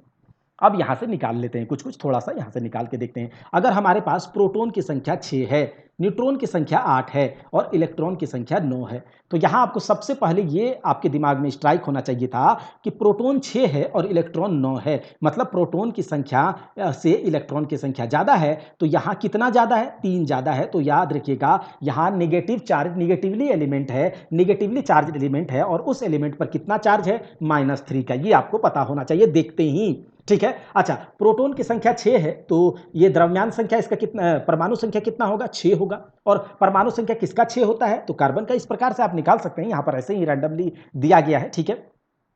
तो यहां पर क्या हो गया, द्रव्यमान संख्या 6 हो गया। उसके बाद न्यूट्रॉन की संख्या कितनी दी गई है भाई, 8। तो आपको कहे कि यहां पर आपको द्रव्य मास निकालना है, एटॉमिक मास, तो आपको क्या करना होगा, 6 + 8 जोड़ दीजिए, 14 हो जाएगा। मतलब कि आपको अगर इसे लिखना होगा, इस एलिमेंट को, तो कैसे लिखेंगे, परमाणु संख्या, द्रव्यमान संख्या कितना हो गया 14, और उसके ऊपर हम लिखते हैं चार्ज। तो यहाँ कितना चार्ज है, तो आपको बताए थे कि प्रोटॉन में इलेक्ट्रॉन घटा दीजिए, प्रोटॉन में इलेक्ट्रॉन की संख्या कितनी है, 9 है, और प्रोटॉन की संख्या है 6, तो -3। ऐसे भी ज़्यादा है प्रोटॉन इलेक्ट्रॉन, तो निगेटिवली चार्ज ही होगा। यहाँ पर आप क्या देख रहे हैं, प्रोटॉन की संख्या 18, तो प्रोटॉन की संख्या 18, तो परमाणु संख्या कितना हो गया, 18 हो गया, ठीक है। इलेक्ट्रॉन की संख्या 16 है, तो बताइए इलेक्ट्रॉन की संख्या यहाँ 16 है और प्रोटॉन की संख्या 18 है, तो बताइए ये एलिमेंट किस टाइप का एलिमेंट होगा, ये पॉजिटिवली चार्ज होगा, क्योंकि पॉजिटिव ज़्यादा है, पॉजिटिव प्रोटॉन ज़्यादा है, इलेक्ट्रॉन कम है। और जब हम दोनों को घटाएंगे तो हमें हमारे पास कितना मिलेगा, +2 मिलेगा। तो +2 चार्ज आएगा इस एलिमेंट पर। तो 18 क्या हो गया, द्रव्यमान परमाणु संख्या हो गया। द्रव्यमान संख्या इसके कितना होगा, द्रव्यमान संख्या बताइए। ये द्रव्यमान संख्या मतलब ए एटॉमिक मास, ये निकालते हैं हम कैसे, तो प्रोटॉन और न्यूट्रॉन को जोड़ देते हैं। 18 + 22 ये हो गया आपका 40। और हम किस प्रकार से इसे लिखेंगे, तो कोई भी एलिमेंट है इसके परमाणु संख्या हो गया 18, एटॉमिक मास हो गया 40, और इस पर कितने का चार्ज है, इस पर चार्ज है आपका +2। और हम जानते हैं कि ये 18 एटॉमिक नंबर किसका होता है, आर्गन का होता है। ऐसे आपको हम अभी आगे बताएंगे भी कि किस प्रकार से आप किसी एटॉमिक नंबर आपको कितना तक याद रहना चाहिए। ठीक है, यहां तक हम लोगों ने देख लिया। अब देखिए, इस प्रकार से तो हम लोगों ने देखा था कि किसी भी एलिमेंट को हम किस प्रकार से डिनोट करते हैं। तो ये आपका एलिमेंट है, नीचे आपका परमाणु संख्या, ऊपर आपका एटॉमिक मास। परमाणु संख्या किसके बराबर होता है, प्रोटॉन के बराबर, नंबर ऑफ प्रोटॉन के बराबर। और एटॉमिक मास किसके बराबर होता है, प्रोटॉन प्लस न्यूट्रॉन के बराबर। तो अगर आपको यहां से न्यूट्रॉन निकालने बोल दिया जाए, ठीक है, कोई आपको एलिमेंट दे दिया जाए इस प्रकार से AXZ, और बोले कि आपको यहां से न्यूट्रॉन निकालना है, तो आप क्या करेंगे। आप जानते हैं कि आपके पास प्रोटॉन प्लस न्यूट्रॉन है, क्योंकि एटॉमिक मास क्या होता है, प्रोटॉन प्लस न्यूट्रॉन, और आपके पास ये प्रोटॉन है। तो आपको न्यूट्रॉन निकालने बोलेगा तो आप क्या करेंगे, इस प्रोटॉन प्लस न्यूट्रॉन में प्रोटॉन घटा दीजिए तो आपका न्यूट्रॉन निकल जाएगा। मतलब कि कभी भी आपको अगर इस प्रकार से दिया जाए, ठीक है, कोई एलिमेंट है, उसके परमाणु संख्या दे दिया गया, एटॉमिक मास दे दिया गया, और यहां से आपको अगर नंबर ऑफ न्यूट्रॉन निकालने बोलेगा तो आप डायरेक्ट क्या करेंगे, उसके परमाणु संख्या में, द्रव्यमान संख्या में, एटॉमिक मास में परमाणु संख्या को घटा देंगे तो आपको न्यूट्रॉन का नंबर मिल जाएगा। कोई शक नहीं, क्योंकि परमाणु द्रव्यमान संख्या कितना है, P+N, और परमाणु संख्या कितना है, P है, ये कट के न्यूट्रॉन का संख्या मिल जाएगा। तो चलिए आगे निकाल के देखते हैं। यहां पर दिया गया आपको ऑक्सीजन 816। आप जानते हैं ऑक्सीजन का परमाणु संख्या 8 होता है और उसका द्रव्यमान संख्या 16 होता है। बताइए इसमें कितना न्यूट्रॉन है, तो न्यूट्रॉन कितना होगा भैया, 16 में 8 घटा दीजिए, न्यूट्रॉन का संख्या 8 है। तो इस प्रकार से निकालने दे दिया जाता है एग्जाम में, और कभी कभी गलती करके भी बच्चे आ जाते हैं। अब यहां पर दिया गया है नाइट्रोजन के ऊपर +2 चार्ज। देखिए ये नाइट्रोजन, ऑक्सीजन, इन सब के बारे में भी आगे बताएंगे कि कैसे इसके परमाणु संख्या को 1 से 30 तक आपको याद होना चाहिए, कौन कौन से क्या होते हैं। ऐसे पीरियोडिक टेबल में आप आसानी से देखिए, पीरियोडिक टेबल एक ऐसा चैप्टर है कि जिसे समझना होता है, और अगर आप एटॉमिक स्ट्रक्चर को अच्छे से समझे हैं, जिस प्रकार से यहाँ समझाया जा रहा है, तो आपको पीरियोडिक टेबल बहुत आसानी से समझ में आएगा। तो देखिए नाइट्रोजन के ऊपर क्या है, +2 चार्ज। नाइट्रोजन के ऊपर क्या है, +2 चार्ज। और यहां पर +2 चार्ज आया, इससे आपको क्या पता चला भैया, इससे आपको क्या पता चला, यहां पर अगर आपको नंबर ऑफ इलेक्ट्रॉन्स निकालने बोल दिया जाए, ठीक है, तो नंबर ऑफ इलेक्ट्रॉन्स निकालने बोलेगा तो कॉन्सेप्ट को समझिए। कॉन्सेप्ट को, जैसा कि मैंने आपको बताया पहले, +2 यानी कि इसके ऊपर पॉजिटिव आया है। पॉजिटिव कब आता है, पॉजिटिव तब आता है जब हम किसी को कोई चीज देते हैं। तो अगर इलेक्ट्रॉन हमने दिया है, और आप पता होगा आपको कि इलेक्ट्रॉन का जो चार्ज यहां पर आप देख रहे हैं, उसको इलेक्ट्रॉन का ही काम होता है चार्ज के बारे में सब कुछ पता करना, ठीक है। तो यहां +2 चार्ज है और +2 पॉजिटिव आया है, इसका मतलब 2 इलेक्ट्रॉन यहां पर ये एलिमेंट यानी कि नाइट्रोजन एलिमेंट किसी को दे दिया है, तब इसके ऊपर आया है +2 चार्ज। तो इसका मतलब कि 2 इलेक्ट्रॉन का यहां लॉस हो चुका है, और इसमें नाइट्रोजन के परमाणु संख्या को आप जानते हैं कितना होता है, 7 होता है, और परमाणु संख्या यानी कि प्रोटॉन का संख्या, तो प्रोटॉन का संख्या 7 है, और इलेक्ट्रॉन का संख्या कितना होगा। अगर ये इलेक्ट्रॉन किसी को नहीं देता तो इसमें इलेक्ट्रॉन 7 ही रहता, लेकिन ये इलेक्ट्रॉन 2 दे चुका है किसी को, तब ना इस पर +2 चार्ज आया है। हां, तो अगर इलेक्ट्रॉन ये 2 दे चुका है तो 7 में से 2 घट जाएगा, तो कितना बचा भैया, 5 बच गया, ठीक है। Number of proton, number of परमाणु संख्या से 2 इलेक्ट्रॉन घटा दिए, मतलब जितना +2 है, जितना प्लस चार्ज इसके ऊपर है उतना घटा दिए, तो उसके इलेक्ट्रॉन्स का संख्या निकल गया। देखिए अगर प्लस चार्ज, तो क्या हुआ, ये लॉस किया है, तो आप क्या करेंगे, परमाणु संख्या में यानी कि प्रोटॉन के संख्या में उस प्लस चार्ज को घटा दीजिए, आपका नंबर ऑफ इलेक्ट्रॉन्स निकल जाएगा, ठीक है। यहां पर आप निकाल लिए, कैसे निकाले, अगर आपको दे दिया गया है नाइट्रोजन के ऊपर है +2, तो कहेगा यहां इलेक्ट्रॉन की संख्या निकालिए। हम जानते हैं यहां पर प्रोटॉन की संख्या कितना होगी, 7 होगी, ठीक है, क्योंकि परमाणु संख्या 7 है, और 2 इलेक्ट्रॉन यहां से लॉस किया है, तो प्रोटॉन की संख्या में जितना लॉस किया है, ठीक है, उतना घटा दीजिए, आपको नंबर ऑफ इलेक्ट्रॉन्स निकल जाएगा, ठीक, ठीक है, इलेक्ट्रॉन निकल गया। अब यहां पर लिखा गया है O2 माइनस, अच्छा माइनस चढ़ा है, निगेटिव चढ़ा है। निगेटिव मतलब कि ये किसी से लिया है, निगेटिव का मतलब कि किसी से कर्ज लिया है, अगर कर्ज लिया है तब हम निगेटिव में रहेंगे, नीचे रहेंगे, तो ये ले लिया है, मतलब 2 इलेक्ट्रॉन ये लिया है। तो ऑक्सीजन के पास प्रोटॉन कितना होगा, ऑक्सीजन के पास प्रोटॉन होगा 8, क्योंकि परमाणु संख्या 8 होता है, तो ऑक्सीजन के पास प्रोटॉन 8। अगर ये इलेक्ट्रॉन ना लिया होता, ना दिया होता, तो इलेक्ट्रॉन 8 ही होता, लेकिन यहाँ पर ये कितना 2 इलेक्ट्रॉन ले चुका है। तो 8 इलेक्ट्रॉन में नेगेटिव है, तो 8 इलेक्ट्रॉन में 2 जोड़ दीजिए, इलेक्ट्रॉन का संख्या निकल जाएगा। तो यहाँ से क्या कंक्लूजन निकला कि अगर किसी एलिमेंट के ऊपर प्लस n चार्ज है तो आपको क्या करना है, उसके परमाणु संख्या में इलेक्ट्रॉन की संख्या को घटा दीजिए, इलेक्ट्रॉन का नंबर निकल जाएगा और प्लस रहेगा। तो अगर निगेटिव चार्ज है तो उसके परमाणु संख्या में प्लस n, यानी कि इस चार्ज को, जो यहां पर चार्ज जितना इसको रिसीव किया, क्योंकि रिसीव करेगा तब जाकर के कहीं नेगेटिव चार्ज आता है, तो आपको क्या करना है, परमाणु संख्या प्रोटॉन की संख्या में इस चार्ज को जोड़ देना है। अगर निगेटिव रहा तो चार्ज जोड़ दीजिए, पॉजिटिव रहा तो चार्ज घटा दीजिए, आपको इलेक्ट्रॉन का संख्या निकल जाएगा। ठीक है, अभी हम लोग इतना ही रहने देते हैं, अगले क्लास में आगे देखेंगे। इसके बाद का जो भी कॉन्सेप्ट है एटॉमिक स्ट्रक्चर में बचा हुआ, इसमें इसके बाद हम लोग इलेक्ट्रॉनिक कॉन्फ़िगरेशन लिखना सीखेंगे। वहीं पर इसके बाद जो क्या बोलते हैं, principal quantum number, azimuthal quantum number, ये सब हम लोग क्वांटम नंबर्स देखेंगे। ठीक है, उसके बाद हम लोग पॉली एक्सक्लूजन प्रिंसिपल, ऑफ-बॉ प्रिंसिपल, मतलब पूरा एटॉमिक स्ट्रक्चर कहीं से जो हमसे नहीं छूटेगा, सब कुछ अगले क्लास में देख लेंगे। हमारा एटॉमिक स्ट्रक्चर कवर हो जाएगा और उससे रिलेटेड आप एमसीक्यू कहीं से भी लगा सकते हैं और यहाँ भी आपको लगवाया जाएगा ल्यूसेंट क्राउन या फिर किसी अन्य बुक से आपको दिखाया जाएगा कि आपसे सारे के सारे क्वेश्चन लग रहे हैं या नहीं। उसके बाद हम लोग पीरियोडिक टेबल देखेंगे। ठीक है, पीरियोडिक टेबल के बाद एसिड बेस देखेंगे, मेटल्स नॉन मेटल्स देखेंगे। ठीक है, सब कुछ पूरा केमिस्ट्री को पूरा देखेंगे। उसके बाद बायोलॉजी कवर करेंगे और जो फिजिक्स में बचा हुआ है उसको भी कवर करवा के आपका साइंस में आपको धुआं पूरा कॉन्सेप्ट कर दिया जाएगा। अगर क्लास अच्छा लगा है तो जरूर लाइक कीजिएगा। अगर आपको पीडीएफ को डाउनलोड करना है तो टेलीग्राम चैनल से जुड़िएगा, टेलीग्राम चैनल का लिंक डिस्क्रिप्शन में दे दिया जाएगा। तब तक के लिए जय हिंद, जय भारत, मिलते हैं।